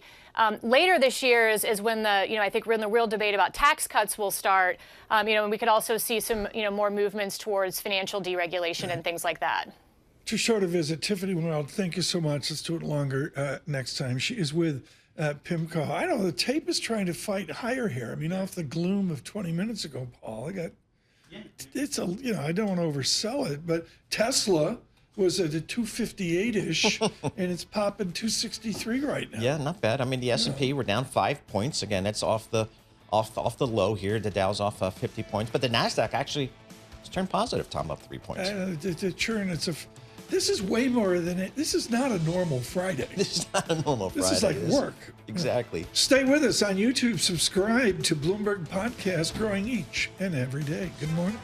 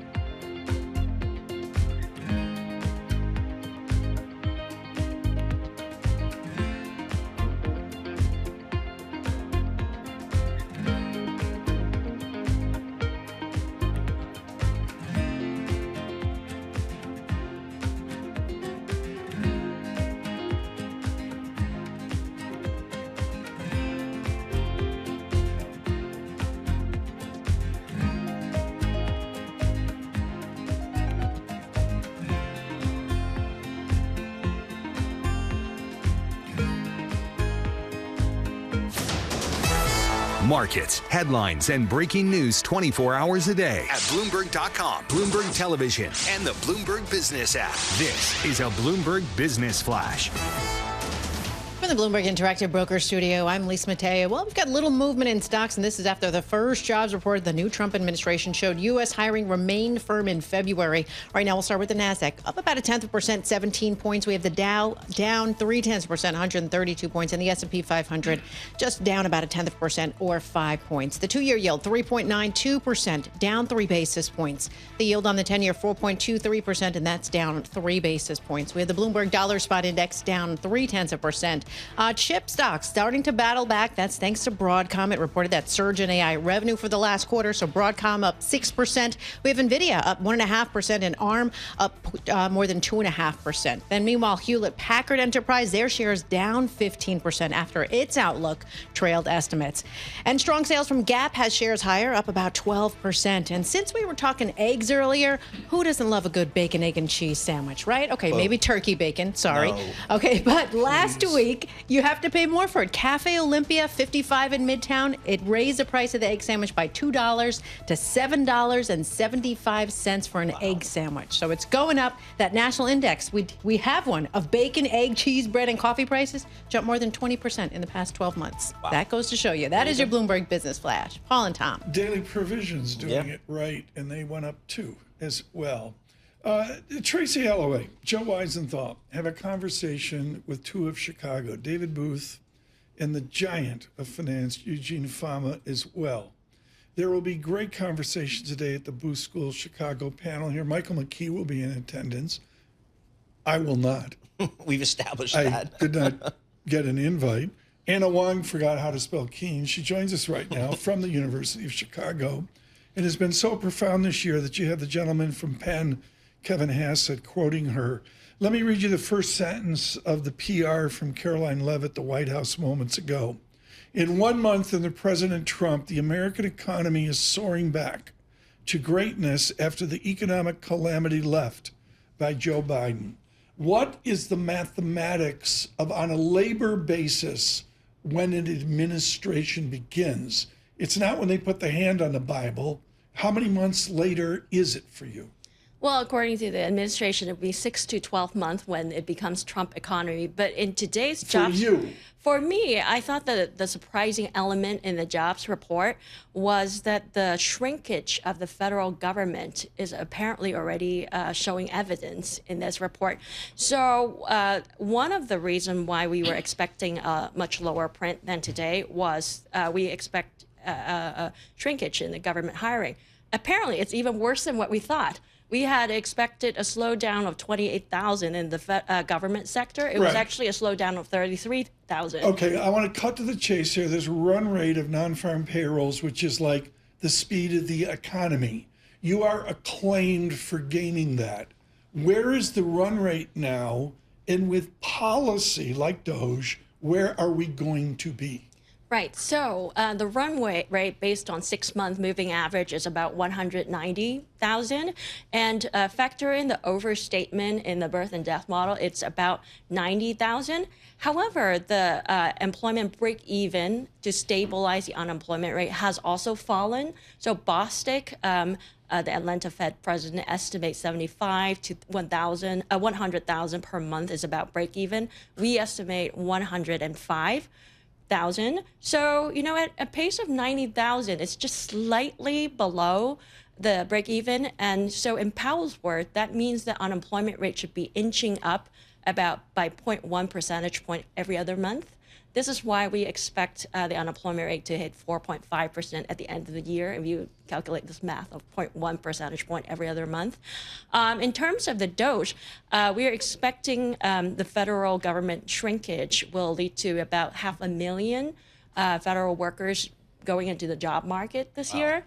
So the question is, how can whether the private sector can quickly absorb this?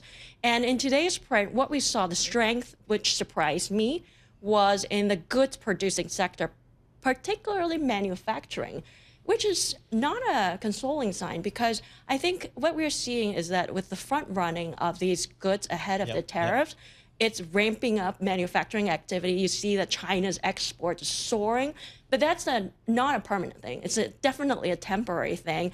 And as all these tariffs come into effect in April 2nd, I think what you're going to see is this steep catch-up and drop-off. Moments ago, the laureate Krugman agreeing with Anna Wong that with the mid-month math here, Paul, we're still within a Biden economy with today's statistics. That from Paul Krugman out on his Substack. So we've had commentary from the administration, from National Economic Council Hassett on Bloomberg Television, from the spokesperson. We just heard White House spokesperson saying this economy is great, this economy is coming back. The president's policies are working very well, yet the financial markets are not necessarily reflecting that. The stock market's off 7% from its high just recently. How do you think this is all going to play out? Should we be concerned about tariffs? Should we be concerned about changes in immigration? How do you think about that? Yeah, I think on the tariff front, I think the financial market is calling the bluff on President Trump, because I don't think that a lot of the tariffs are priced in the inflation compensations or financial markets yet, and I think rightly so for them to be doubtful, because in the past month and a half, it seems that President Trump has been delaying these waves of tariff, and also I think part of it also has to do with this expectation of a Trump put on the stock market. And if economic activity in the labor market is going to be deteriorating faster because of DOGE layoff, it's going to call the bluff on President Trump. I just looked away from the screen, Paul, to see if my Blue School panel invite was in my inbox. And I look at the lift in the market, Paul. Help me here. Well, Anna Wong's sitting in a big chair. That's what happens. So, Anna, what are you looking at over the next coming weeks, maybe months, to get a sense of where this economy is going? I think the fastest indicator you can look at that reflect the rapidly changing temperature of the labor market is the jobless claims, with the federal government jobless claims. And in fact, it is one of the Bloomberg reporters here, Mark Nicut, who discovered that the Department of Labor already published the jobless claims for federal workers yesterday for next week, which everybody thought is only going to be out next week. Okay. And we're seeing a sustained increase in jobless claims from federal workers. I mean, this is a brutal question, a really rude question. You're expert on this, and a lot of us talk. You've lived it. Where are those people going to get jobs? All those DOGE exiting people. You could have been one of those people. Where are they going to get jobs? Tom, that is an excellent question, right? So, for example, in today's jobs report, one of the places which surprised me, where I had forecasted lower job growth, is professional and businesses. And I now saw that much of the pop is in waste management. Waste management? Yes. Always a growth business. So like when Stevie Nicks, with Fleetwood Mac, when Stevie Nicks was starving, she was in waste management, cleaning houses and cleaning bathrooms. Right? Seriously, where are the people of Bethesda, Maryland, going to get jobs? But seriously, Waffle House? Exactly, seriously, Tom. That's exactly the point, that the skill mismatch of these government workers who are actually very highly skilled and highly specialized. What are you, a Biden supporter? Continue. They want to find jobs in administrative role, informational sectors, these financial sector, but those sectors, hiring pace is not keeping up with the inflows into the unemployment in those sectors. Whereas the places where we need more workers are like waste management and professional businesses. So there's a skill mismatch. Have fun at the University of Chicago Booth School panel with Michael McKee. And give Tom's regrets. Maybe on Monday. Yeah, maybe on Monday. Let me know what happened. It is a spectacular panel with the leadership of Michael Feroli of JPMorgan, and without question, the star there today among the worthy will be Anna Wong of Bloomberg Economics. She's been on fire over the last 18 months with her analysis of our labor economy. Sweeney driving the market higher, the Dow up 100.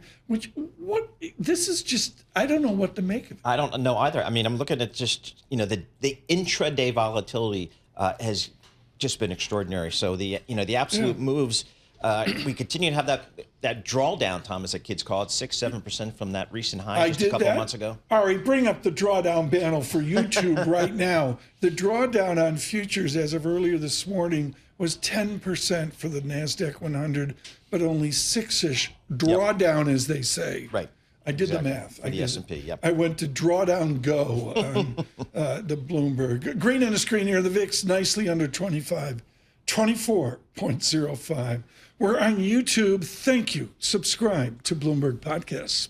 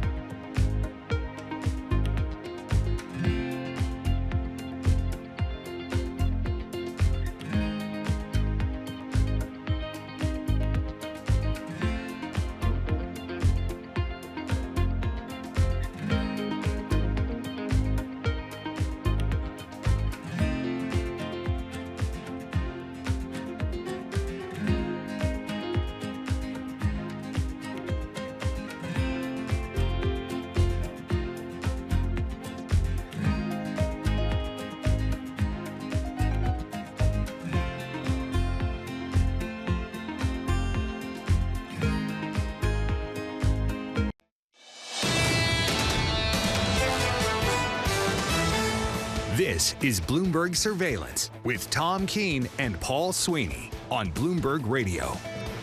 Good morning, everyone. What a week it has been. Joining us now, name, image, and likeness surveillance correspondent Emily Grafeo, who with the dreaded Max Abelson is hit a home run on my past. This is a Bloomberg Take article of immense New Statesman-like length An all-American ETF empire drew billions in a regulator's eyes. I'm going to cut to the chase. In the old days, everybody got out the Amex, and it was 1-week trips to wherever, and we'd love to do business with you. I believe it's changed. Are people within your story, tell us about First Trust in your story, are they guilty of what was normal business practices back then, or is it something about the here and now?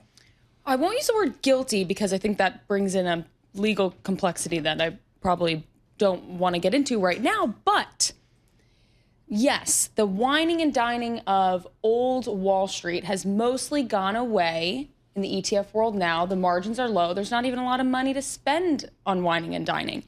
FINRA has specific rules on wining and dining, but they're a pretty gray area. One of the main rules that we go into in this story is that they say that entertainment, dining out with clients, you can do it. It's okay. It can't be so frequent or extensive enough to raise any question of propriety.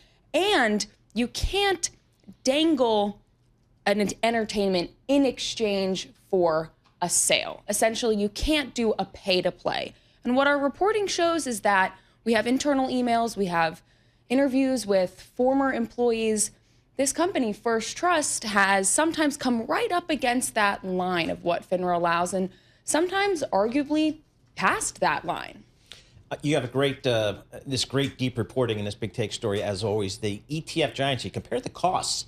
And the cost for this First Trust, which is the focus of your article, much higher than the big guys, Fidelity and, the Schwabs and all those guys, BlackRocks, Vanguards. How do they do it? So, I mean, one answer, if you could put the pieces together, is that they justify the higher fees with, paying closer attention to the advisors, the financial advisors that they're selling to. They help you with your business. When you call, they pick up the phone. And we did come across that in our reporting. But we, again, also came across this idea of extensive wining and dining and potentially pay to play. This is so important for our global Wall Street audience. You're going to come back next week and do this. But are others like on your beautiful chart, okay, First Trust, the Van Kampen people, Chicago 1 million years ago, and maybe Van X there as well. Is Fidelity or Vanguard wining and dining? We don't think so. When you look especially at their revenue matches their size.